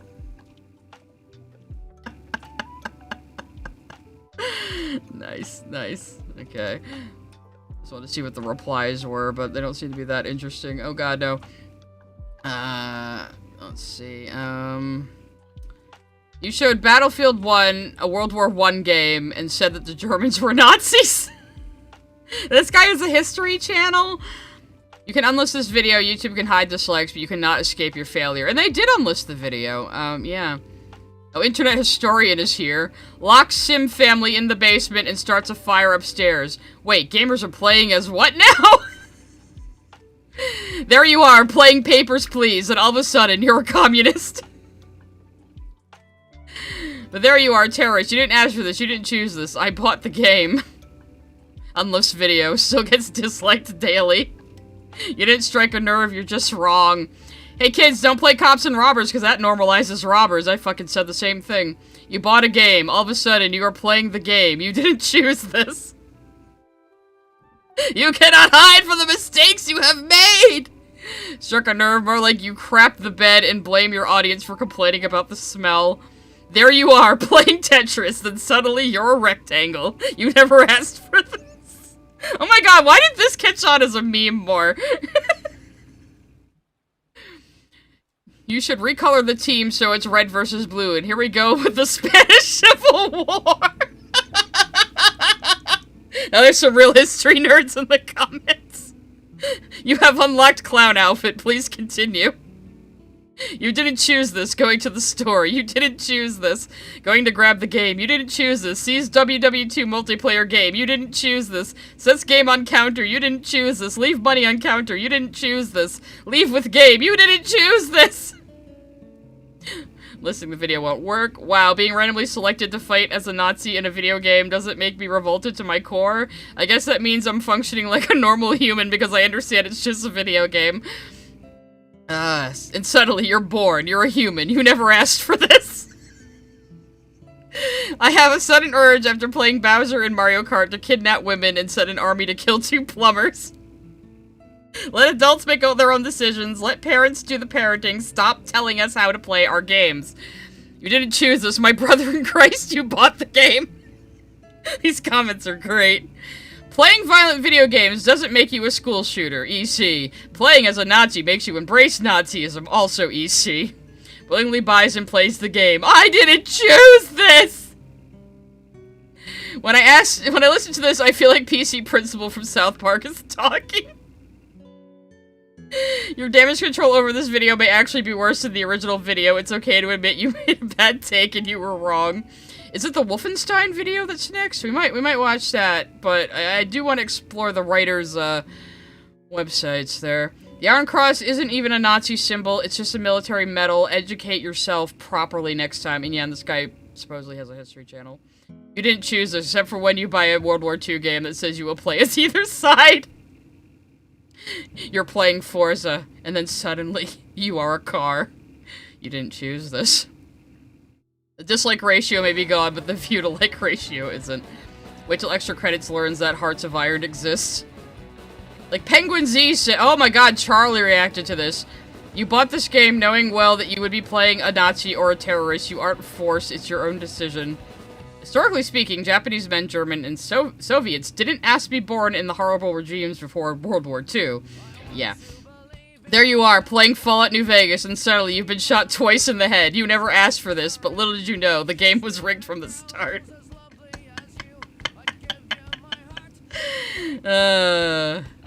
Yeah, that was a lot worse than I thought. Any more really, really funny ones? Forced into service, stares at every country in World War II. That's what I fucking said. There you are, playing Deus Ex, Human Revolution. Suddenly, you're a cyborg. You never asked for this. I was playing heads or tails. Got heads. I didn't choose this. Please explain how I can play cops and robbers if no one plays the role of the robber. If we understand what these symbols mean, calls Iron Cross a Nazi symbol? Yeah. Extra credits. We never said this. Extra credit 5 minutes ago says the thing they said they never said. Yeah! Like legitimately! There you are, playing Team Fortress 2 as red, and all of a sudden, you're blue. You did not ask for this, and yet, there you are. There you are, playing TF2, then all of a sudden, you're a sandwich. Oh man, we gotta bring that back as a meme format, come on. It's great. Well, so wait, so Mario Kart is normalizing unsafe driving? Historical accuracy, Iron Cross bad, question mark, question mark, question mark. There you are, playing as a Jedi, then suddenly you slaughter all the younglings. You never asked for this. I'm a Nazi and I get really upset at being stuck as a British soldier. Thanks for making this video. Next video, playing cops and robbers normalizes robbery. Rainbow Six Siege is just one example of a game that includes thrilling PvP mechanics without normalizing morally wrong ideologies, because nothing is better than killing hostages. As I guess that happens in that game. Iron Cross, a Nazi symbol, being used in the Franco-Prussian War of 1873, which happens like 47 years before Nazis became a thing. Oh, God. Yeah, this is... Oof, it's totally washed, man. Master Clockwork sent a super chat. Sigh, we're just not big brain enough. Video games are clearly the route to world peace. We just have to do better. We have to be better. I have to do another better run of Not Human. sent a super chat. If video games need to be realistic, why have people respawn when they die? It's not realistic, you know. Yeah, if you had a game with like completely realistic gameplay, it would suck. Chipmanly1 sent a super chat. We don't have time to deal with this idiot. Charge. Hell Commander yeah. Shepard. At least I didn't talk about Mass Effect this time. ActionFan19 sent a super chat. If there are worms in the brain, then we do like they did and don't tag me, I'm scared, and use a long needle to pull them out. Like I said, though, he's more worms than brain now. It might kill him if we try to extract them. Gargarock Bob sent a super chat. Nobody except the Spanish Inquisition. Nobody expects the Spanish Civil War. Evie Tomato Soup Full sent a super chat. Sigh draws while talking. Now ACC. She didn't choose this. Hey, I'm not. Hey, I'm not drawing on Friday. So there. 305 sent a super chat. Playing as a thief in Thief Simulator. I didn't choose this. Pensive face emoji. God, it's just so stupid. Okay, let's look at the writer's website. The site doesn't support a secure connection. Oh, good. Oh, God, that's a good sign.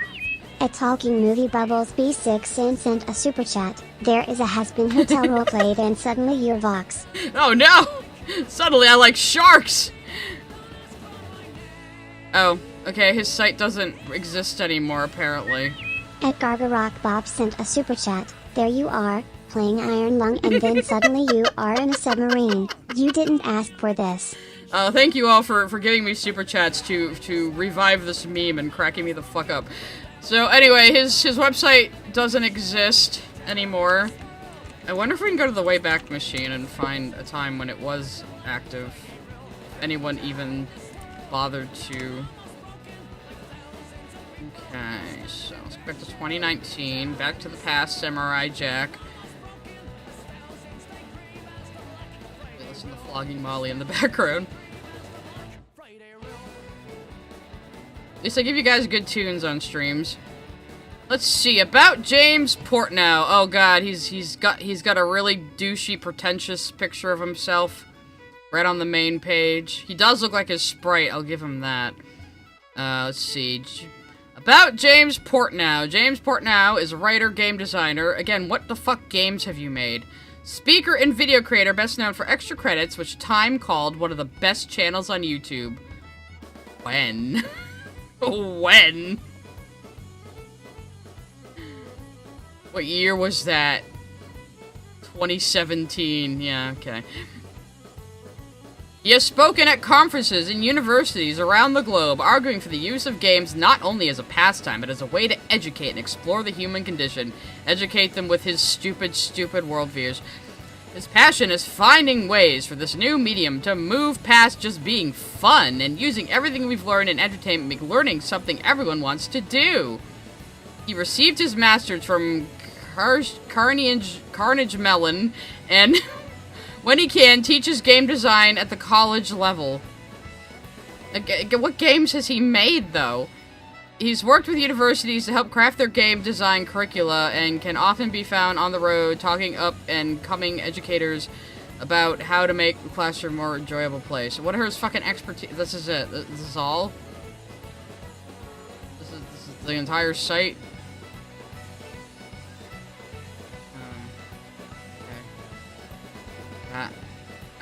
Oh, Jesus. He did work for DigiPen. Didn't that whole thing fall apart?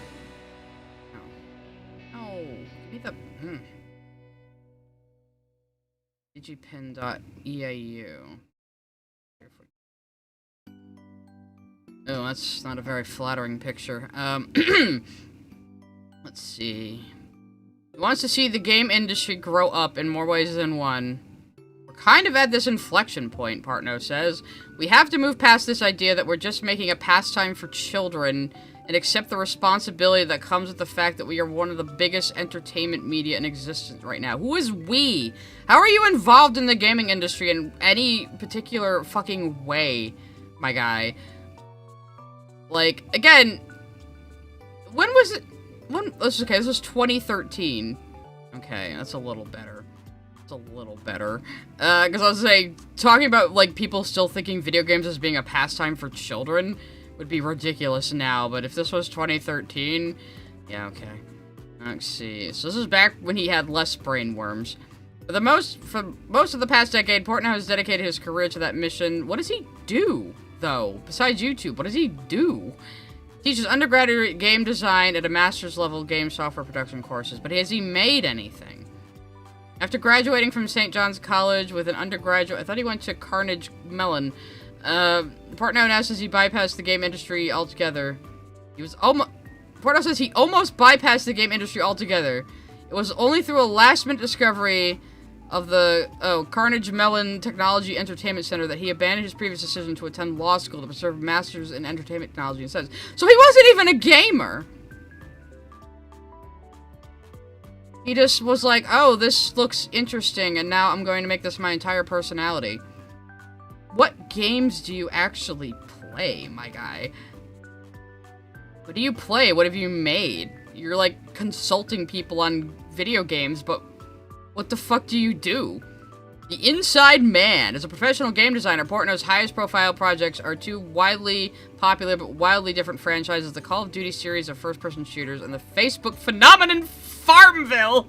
Oh my god, guys, he was a dev on Farmville. Totally an expert of the field. Are you fucking kidding me?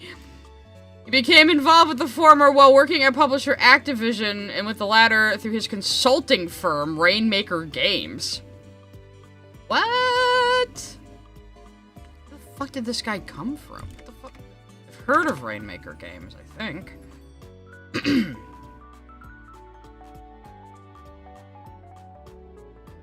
Who's your challenge? What is even this? What am I looking at? What are you? What am I looking at? Am I on the right thing? Oh god. I don't know if that's him, but it looks even more douchey. I'm seeing like, information on them, but do they have a main website? Tricks that matter. No more spreadsheets or multiple tools. This is your go-to for video game broadcaster campaigns. So this is like a streaming thing? I'm confused. Okay. That's his douchey website still. Hey, my bad. Okay. At the time, the Call of Duty series wasn't the giant that it is today. No one knew what it would become. Even then, there was more than we could explore. There were questions of what makes a just war? Whatever justifies killing on that scale? Okay, that really questions the Call of Duty series needs, though. For Farmville, developer Zynga had hired Portnow to incorporate narrative elements into their game as a means of providing greater context for its click-based building and harvesting. So one of his most prominent writing credits for video games is fucking Farmville. The Facebook knockoff of Stardew Valley. Wow, what a prestige, what a... Oh, Jesus. I did not expect this to be as depressing as it has become tonight. I can't even keep reading this. I'm so, like, I don't even know how to feel right now. I agreed because it was interesting, the idea of doing a narrative for 120 million people. And most of those people playing it probably didn't even, like, fucking read your fucking flavor text at all. For much of the same reasons, he also felt intensely cautious for a game with such a massive audience built largely around the appeal of escaping from the pressures and demands of everyday life. Game design begins to walk a fine line between providing fun and manipulating behavior. He's like, oh my god, I can manipulate all of these people through Farmville. About face? What do we need to know about his face? Oh, did he cut the other two out of the, graphic for extra credits. So that's cool. And the Public Sphere Portnow is perhaps best known as the writer of Extra Credits, a weekly web series that explores a wide spectrum of both fun and serious topics in games. The series is now in its 6th season. Portnow was written for such game industry publications as Gamasutra and Edge Magazine. It's an opportunity to communicate more directly with the consumer side of the culture. You're barely in the industry, dude! You are barely in the industry! How are you acting like you're a bridge between the consumer and the industry, and you have the most stupid, pig-headed ideas? Nobody's going to let me make better games if the consumer doesn't demand better games. What games have you made? What games have you made? You did some flavor text writing for fucking Farmville, and did some undisclosed thing on Call of Duty early on. What have you made? I mean, I haven't made a video game, but I'm also not, like, purporting myself to be a fucking industry expert. I'm just a gamer. Ugh. Okay. Positive impact, blah, blah, blah. Wait, games as a whole can either fade into irrelevance with more shooters and become that pastime that we talk about, be sort of what happened to TV in the 80s and 90s? What the fuck are you talking about? Like, video games are well past the point where people, like, they're never gonna go away now. Video games almost crashed completely in the 80s. Remember how Nintendo single-handedly, like, fucking saved video games as a concept in, like, 1983? You know? And, like, I would say TV started being that way in the early 2000s, not the 80s and 90s. TV was still an event in the 80s and 90s. How the fuck old are you? I'm gonna have to look this up. To really break new ground and expand the audience a great deal, blah, blah, blah. Yeah, who's we? You keep saying we! You keep saying we! What have you done? They do say those who can't do, teach.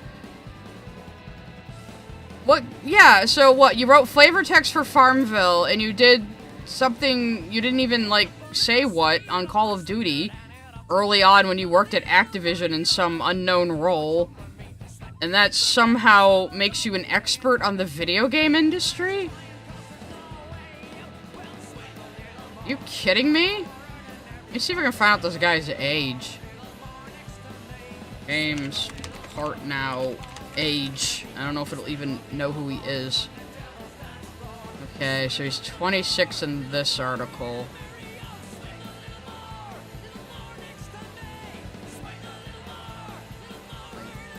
2009? Even the... I'm now the CEO of Divide by Zero Games. Is this guy just like a weird money man? What is going on? He's 20... Oh god, he's like my age. Oh god, he's like my age, guys. I thought he would be just a little younger. So what the fuck are you talking about? TV was fading away in the 80s and 90s. What do you mean? What do you mean? You might actually be a year older than me. I'll say you look good for your 40s. I mean, this is what he looks like now, I guess. He looks about average for his 40s. I'm so confused how he has these views. This guy is the same age as me. I'm astonished. He's 43. There's a chance to get inside by a veteran, AAA designer, and extra credit creator, James Portnow. What has he worked on? Portnow is a game designer by trade who's worked on games ranging from Call of Duty to League of Legends to Farmville. If you're still bringing up Farmville, there can't be much else he worked on. Oh my god, he's just a con man. This is incredible. He just, like, raises money, does, like, startups, gets himself into consulting and teaching, and just talks out of his ass and gets paid for it. Wow, I didn't, like, expect to come away thinking this guy was, like, such a huge piece of shit. That's right, they had a code of conduct for their... but it got blocked for some reason. Let me see if I can find it still. Because Games Matter even fucking exists anymore? Okay, I guess it does. Where's your code of conduct that you're gonna finger wag at people? It was in the comment, wasn't it? Yes, leave YouTube. Jesus Christ. Okay, here we go. No, I guess that page isn't there anymore. This is an ugly fucking website. FAQ. What is Extra Credits? We're an educational YouTube channel made up of entertainment enthusiasts with backgrounds in game design, television production, literature, and academia. You all seem to really, like, exaggerate your credentials. So, currently, the channel is run by our studio director, Jeffrey Jeezy Zatkin, and showrunner Matthew Kroll, both of whom came aboard in 2018 with the goal of continuing Extra Credits' educational legacy established over 10 years ago. So when the other two left, he's been the writer the whole time. It was a school assignment at first. Yeah, that makes sense. Yep. Wait, Dan retired from Extra Credits in 2018, and James retired in 2019, but he's still credited as a writer. As the writer.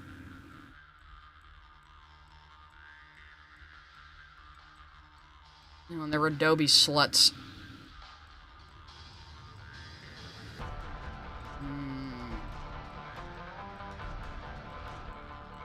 Okay, doesn't think there's really anything that interesting on here.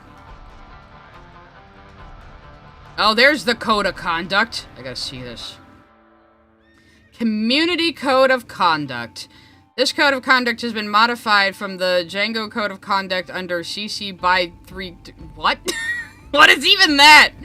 This code of conduct is enforced on our official social media channels, as well as any physical world spaces where Extra Credits is involved or represented in some official capacity. Oh, Jesus Christ. You sound like a goddamn diva. You only have, like, what, 200k subscribers? Any other social sites or spaces are not officially moderated by Extra Credits staff. It is up to the creators of those communities to decide if they want to enforce this code of conduct. Use your own code, or use no code at all. We'll call you a fascist, though. If you post in our officially moderated spaces, your content is subject to our moderation policies. Oh god, they're like real-life moderators too. Oh god, I think I've felt a blood vessel burst in my eye. When you are using your own website or social media channels, you are more than welcome to post whatever content you wish. This code of content doesn't change anything about the way that the current Extra Credits community behaves. Rather, it exists to give some insight into our moderation process, reinforce our values, and help community members feel comfortable posting at our spaces and welcoming new visitors into those spaces. Well, it doesn't sound comfortable or welcoming if you have a whole big list of rules that you must follow or be shunned. We actively moderate our comment sections to promote healthy, productive, and educational discussion among viewers. Pussies! Above all else, we reserve the right to delete user-submitted content that we deem offensive, spammy, off-topic, or otherwise inappropriate for our audience. I'm going to assume this goes for their Discord, too.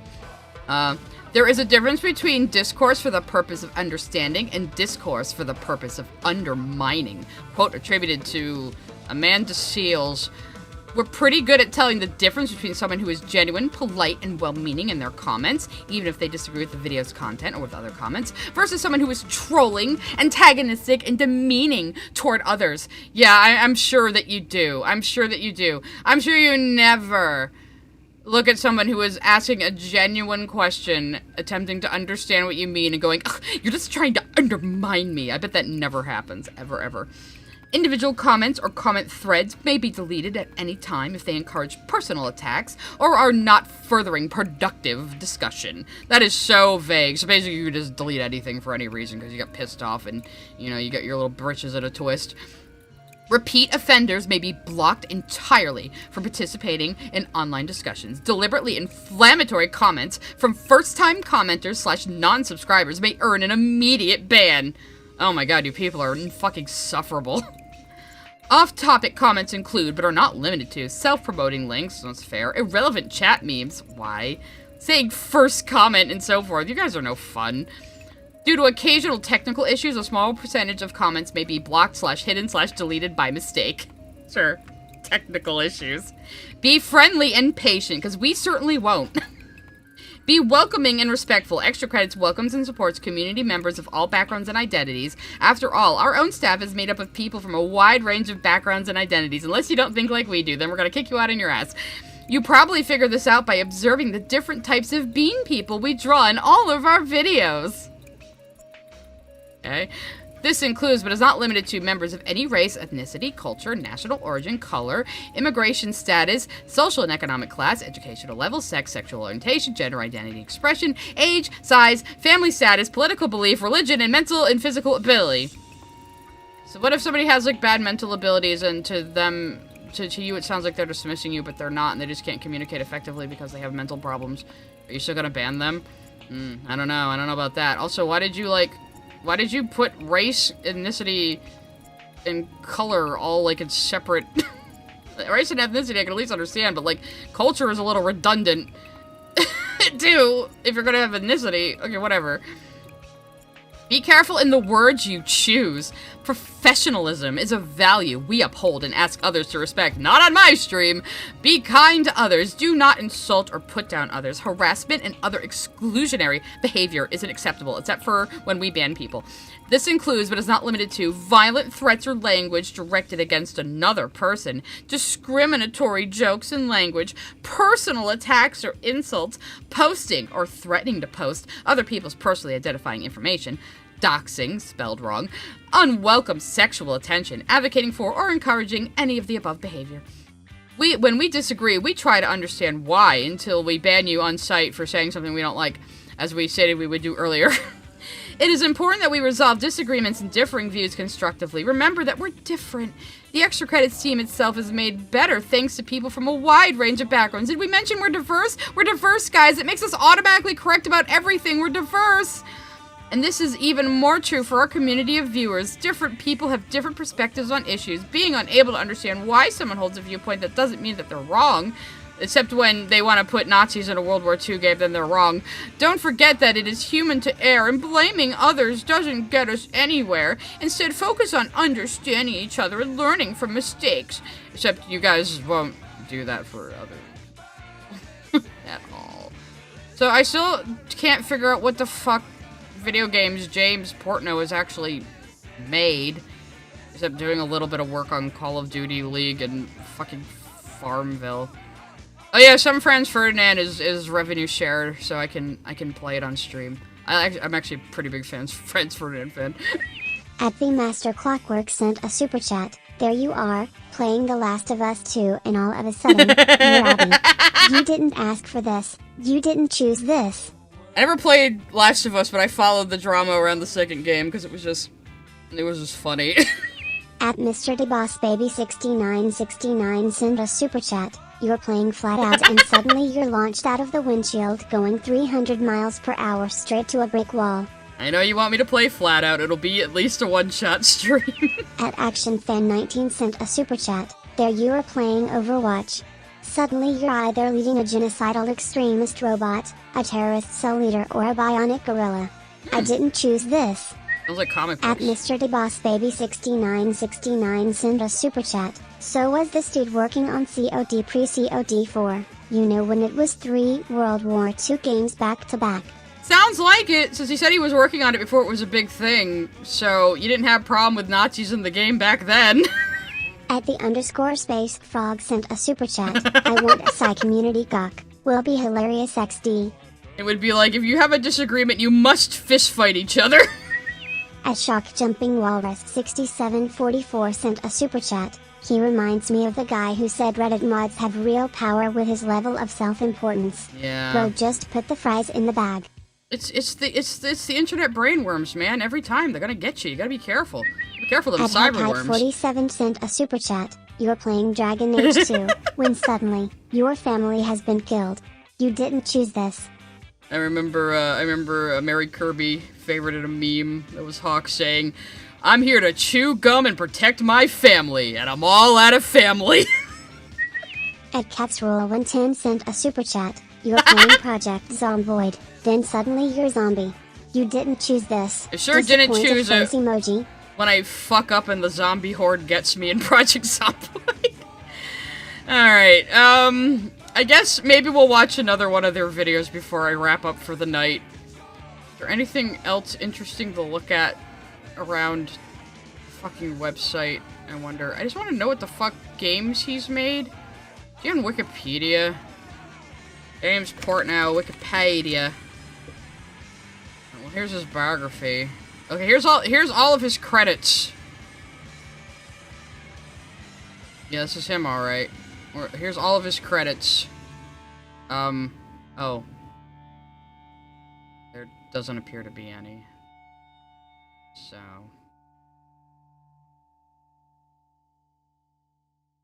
Not even mentioning the video games he's supposedly worked on. So.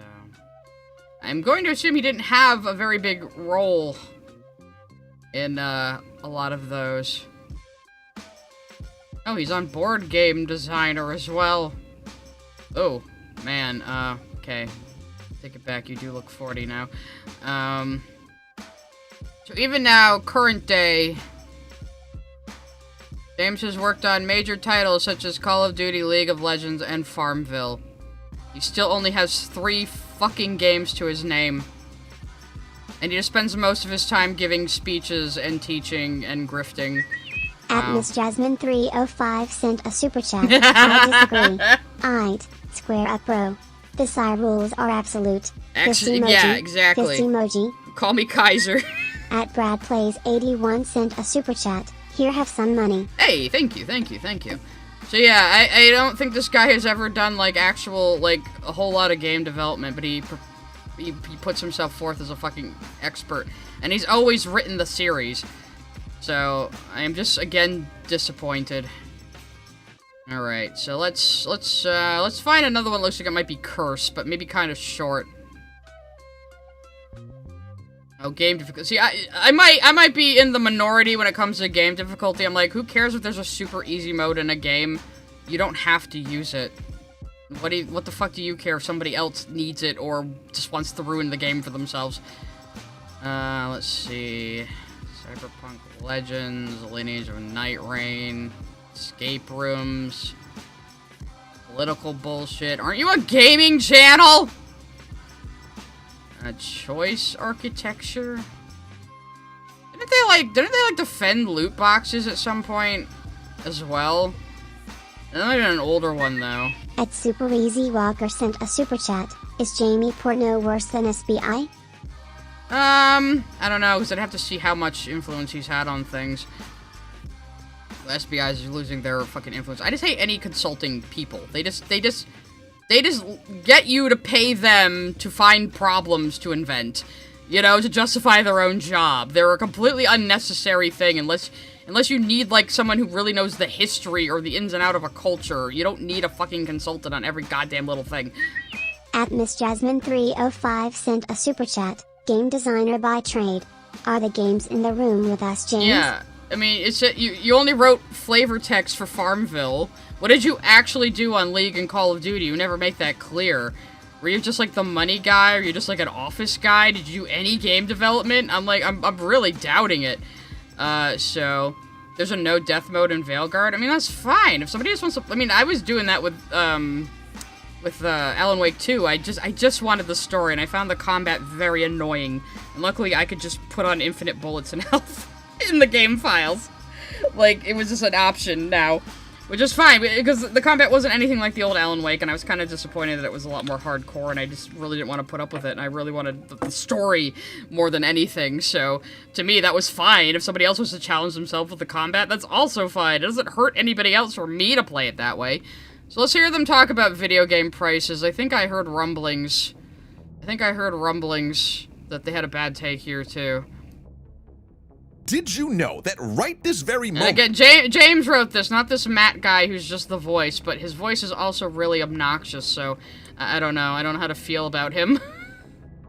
We are paying less than anybody has ever paid for video games. That they are currently cheaper than they have ever been. Now, I can hear you all being like, that absolutely cannot be right, because I had the exact same reaction. Honestly, when James brought this up, I couldn't believe it. And at first, he couldn't either. But then he told me how he found this great Ars Technica article on the subject from a few years back, and that he reacted so violently to it that he spent all night digging up historical game prices and inflation data, ran those We definitely try. I mean, this guy sounds like he knows how to raise money, but he sounds like he doesn't know much about anything else. numbers, and yeah, sure enough, it was true. But it sure as heck does not feel true, right? So, let's dive in and unpack how this could possibly be, and why despite all the data, games costing the least they ever have is still so hard to swallow. Are you gonna say $70 games are, like, the future?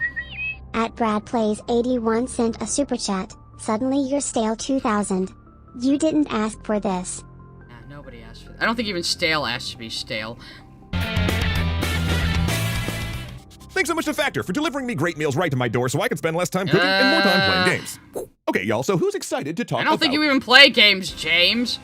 Oh, look, there used to be, like, a guy, a woman, and James, and now it's just James and two neckbeards. Oh, yeah, that's cool. Inflation, huh? Wait, don't go. Because I promise you here and now... You see how diverse they are, guys? You see how diverse they are? These three brown-haired white guys? You see how fucking diverse they are? Inflation, huh? Wait, don't go. Because I promise you here and now two things. One, that breaking down inflation is very important to understanding our perception of the cost of games. And two, that we're gonna have some fun images of your favorite video game characters walking you all through it, okay? Alright, you know how we do. Thanks for believing in us. Oh, we're just gonna distract you with the jangling keys of your favorite video game characters. Just believe what we're saying. Okay, if you think of the beginning of mass market home video games starting in, say, 1982, when the Atari 2600 came out, well, $1 back then was worth a lot more than $1 today. Specifically, according to the Bureau of Labor Statistics, it was worth 325% more. So when game cartridges first came out at around $25 to $30, they were actually selling for what would roughly be around $90 today. And when prices jumped to... Yeah, but there's a lot of other factors than just the cost of things. It's also wages, you know? It's also the cost of living overall is a factor, you dumb idiot. $50 in the 90s with the advent of the Genesis and Super Nintendo? Well, those were actually probably the priciest games we've ever got. This was all before the 2008 housing crisis, you know? In today's This dollars, was all before 9/11, you know? they'd cost you well over $100, and both Link to the Past and Sonic & Knuckles were totally worth that price, do not at me. Then the Great Disc Revolution happened. Instead of having to buy pricey cartridges containing expensive hardware, instead of having to ship bulky boxes with a fat hunk of plastic in them, now games could fit in a jewel case and be written to a CD. This I have a funny tangent. When the PlayStation 1 first came out, I was like, ugh, CD-based games won't last. They're not as durable as cartridges. This is a fad. I got that one a bit wrong. Lowered production costs by a lot. And as the console wars heated up and Sony and Microsoft duked it out for who would have the dominant home console, something unheard of happened. Get this, those savings actually got passed to us, the consumers. Instead of raising prices with inflation, the standard game price remained the same. The industry then started to get wary of the idea of charging more. They thought the consumers might revolt. Actually, there were all sorts of think pieces back then about how charging $60... These guys are just corporate shills, huh? I mean, were they always? Or has it just gotten worse over the years? ...for a game would destroy the industry. So for years, other ways to cut corners were found. Disc manufacturing prices decreased, boxes became packed with less and less goodies, manuals were shrunk from 50-page tomes to 5. Yeah, I don't think that had to do anything with them being afraid to charge higher prices. They're just fucking greedy. Page leaflets, maps no longer came as special inserts, and the price held. Then digital started to take off. And even though making games was becoming more and more expensive, prices just barely crept up to that $60 mark. Yeah, it's all digital now, so there isn't even... You don't even have to print physical media, which definitely reduces costs. So there's no reason for them to charge for digital games as much as they would for a physical fucking release. Because despite the platform fees, being able to I was a Nintendo kid, fuck you. sell digitally was faster, cheaper, and eliminated a lot of the risk of ending up with too large or too small of a print run. But budgets for a true AAA game began to balloon, for reasons we will get into in a future video, and the Because they have the exact same fucking problems as the movie industry, that's why. It's their own self-inflicted fucking problem. So why should that be passed on to the consumer? real return on that $60 price point was shrinking every year, as wages grew with inflation, and as that number didn't change. So, Yeah, the wages of the consumers also didn't go up with inflation, you know? So the people actually having to pay the money for it, but you're going, oh, boo, boo, boo, feel bad for the corporations. what did the industry do next then? Well, it began to bat around the 4 most dreaded words in gaming. New ways to monetize! They were slinging pre-orders. They were Yeah, didn't you guys, like, simp for fucking loot boxes back in the day, too? I think I remember that. slinging collector's editions. They were slinging DLC, microtransactions. The list went on and on and on. So for years more, we didn't cross that feared $70 plateau, meaning that by 2020, games were almost half of the price they were in the 90s. I swear some games were $70 in the 90s, though. Like, I know you're saying it was not the same price back then with inflation, but I swear, like, I was buying, like, Final Fantasy VII and some N64 games. I swear some of them were $70 back in the 90s. Okay, what are they fucking talking about? In income-adjusted dollars. The percentage of a paycheck that it took to buy a game was at an all-time low. Now, we don't have great data for the last couple of years, but even though it looks like prices have begun to creep up a bit, and even with $70 finally being the standard price point for a AAA game in 2024, again, with inflation, we're still willing to bet... And nobody cares about AAA gaming anymore because it's all over-bloated and overly market appeal managed and has too many cooks in the kitchen. It's the exact same price, but even with all the money poured into it and all the shiny polish put on it, it just comes out bland. It's the same problem as the fucking movie industry. We're paying the least we ever have, or just very, very close. I mean, Jaguar games were fucking $70 back in the day. Most the $70 price point is basically an adjustment Look, back. he's just fucking lying. There have been other times games have been $70, and then they backed off from it because nobody would fucking buy them. To 20 teens levels, but I digress because no matter what, it still doesn't feel that way, right? It feels like games are so expensive now. Why is that? Gaming was like a much more expensive hobby back in the 90s, to be honest. Like, my brother and I would have to come up with like an action plan to convince my parents that we needed the next console. we had to give like a business plan and our rationale for it. Look, the truth is, I don't have an empirical answer, because there's just not a lot of great data out there on feelings, but I do have some conjectures. First off, it's just expectations, right? We've managed to hover at the $60 price point for so long that it feels like the price of a video game, and instead of creeping up $1 each year for a decade... Yeah, especially when it's all digital now, and we're buying it all digital without any physical media. Yeah, $60 sounds about right. We're hitting that new jump all at once, leading us to really notice. Again, it's not the consumer's fault that the fucking corporation decides to balloon the fucking budget and then make an unappealing game that nobody wants to buy.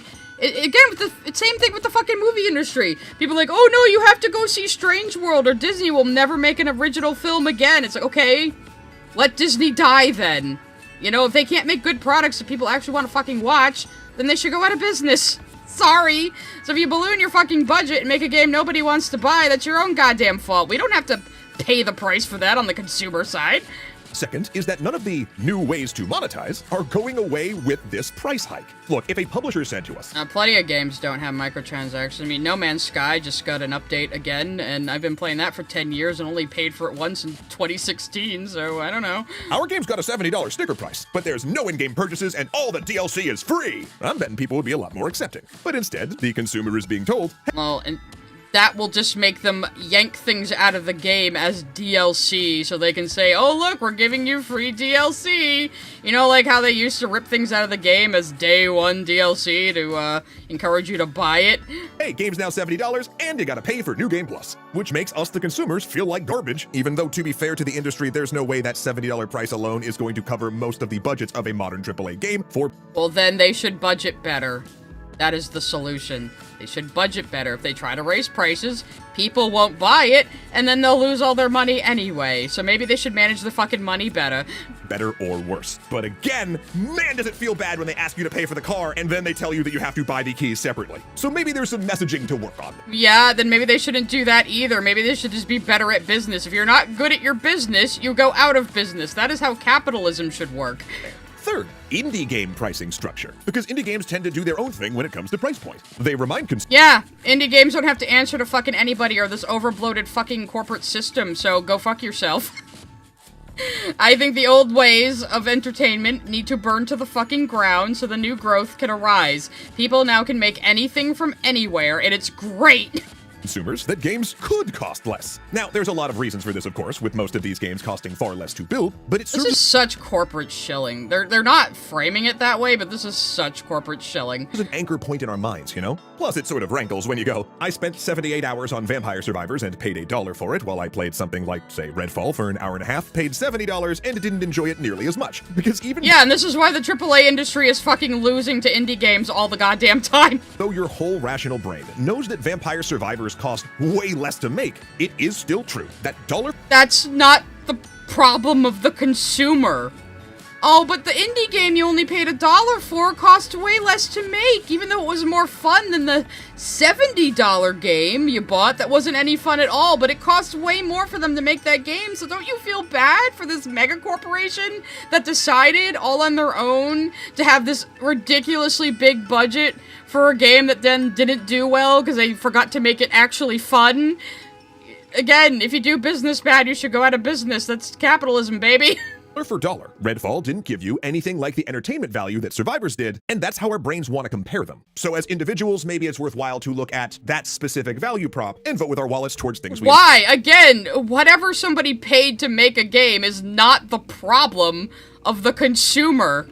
It's their job to convince the consumer to buy the product, and if they make a bad product, no matter how much they spent on it, they made a bad product, and people aren't gonna want to fucking play it. It's not our responsibility to prop up these fucking corporations as consumers. enjoy accordingly. Then of course you got things like Baldur's Gate 3. That beast feels AAA. Heck, it feels a lot more AAA than a lot of traditional AAA games, but it came out on Steam at a $60 price point, so Yeah. So, they made a good product, they sold it at a decent price, and they made a profit.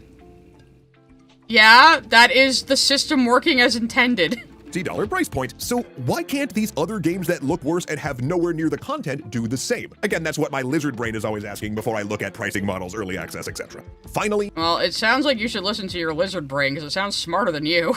it's timing. Coming out of COVID, the whole world experienced massive inflation. Now, even though we in the US have had it lighter than most, it did bite into everyone's pocketbook. So this is all happening at a time when our entertainment being more expensive, justified or no, seems like a little bit of a slap in the face. So yeah, Yeah, or people are offering cheaper alternatives that are actually superior to the big corporate, things being put out. Like all the indie animation on YouTube right now. So you have all these independently funded people making better things on smaller budgets that are more entertaining than what the big corporations are making, and you're asking us to feel bad for the big corporations and just buy their games out of pity so they can continue to exist? Why? Why do they need to exist? yeah, those are just some thoughts, some musings, if you will. But like, do you think I'm crazy? Am I the only Yeah. one that feels like video I do. I think you're crazy, and I think you're a corporate shill, and I think you have no idea what the fuck you're talking about at any given time. Yeah. games are more expensive today, despite all the data to the contrary? Also, I'd really just like to They're not more expensive today, though. What you mean is they're more expensive to make. Again, that is not the problem of the end consumer. Know what reasons for that you all think we missed? So please let us know what you think. And Zoe just came in here to remind me that maybe I should just start shopping on itch.io.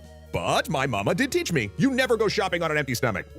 And that goes double for video games, okay? Good thing I can get a great tasting meal. The fuck does it? Oh, it's your factor ad. Okay. Is there anything else here besides this nonsense? Alright, there's nothing else besides that. So yeah, you're just saying, well, games are more expensive to make now, and the AAA games aren't selling as well, so you better go out and buy them and support these poor, suffering corporations.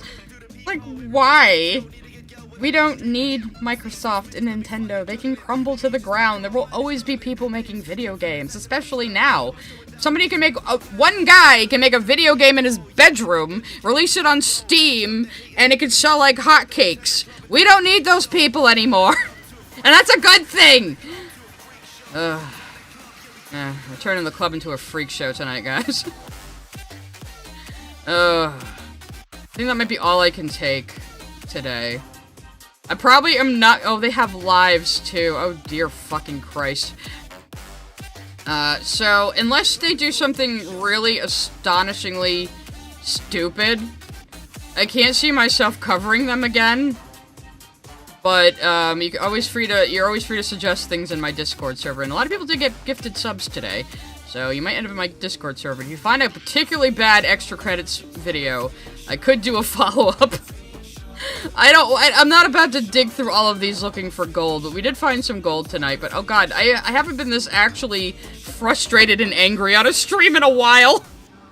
This guy is driving me crazy, and now it's like I'm just so disillusioned because I'm like, oh, I had fond memories of the old extra credits. They must have only gotten bad recently, and it's like, oh no, they were always bad. Super Easy Walker sent a super chat. Didn't forget about unfinished game, paid DLC, and in-game purchases. Mm-hmm. The trick they like to use. At Mr. DeBossBaby6969 sent a super chat. Hasa, you had a N64. Your childhood sucked. Hey, the N64 was awesome. Actually, my first video game console was the NES. A few years after it came out. So I had the NES, and I had the SNES, and my brother had a Genesis and a Saturn, and I got an N64, and I would trade him for his Saturn for the day so I could play Nights into Dreams. But and then I think we both bought the PlayStation 1 together, and then the PlayStation 2 was like the first console I ever bought all by myself. And then I had a 360 for a while. That died. I got another 360. I think I ended up giving that one to my brother when I became a full PC gamer. And I do have a Switch that I barely use. And I still have my old PS2 and my old N64. But I've gone mostly... I was a console peasant, but I have ascended to the PC gaming master race these days. Even though I will still play with a controller sometimes because it's comfortable. At BradPlays81 sent a super chat. I paid 80 to 90 for Chrono Trigger. Yeah, because I remember back in, like, the SNES and even the N64 and PS1 days of my parents complaining about the prices of games, and I remember it was either Final Fantasy VII or something else. I remember we were in Toys R Us, like, just gawking at the $70 price tag. That was a lot of allowance to save up, you know? At Evie Tomato Soup Full sent a super chat. Games have always been costing me $70 plus because the Aussie dollar is weak AF to the US dollar. Now, this price hike turns into $90 plus. Great. Yeah, so this is also a very burger-brained take, because you're talking only about America, where the pricing has been an issue for other countries for a while. I thought you guys were diverse and constantly thinking about the world around you. At Dana_Brain sent a super chat. He's giving my parents bought all my games as a kid energy. I mean, my parents did buy my games, but we rented games a lot from the Blockbuster, of course.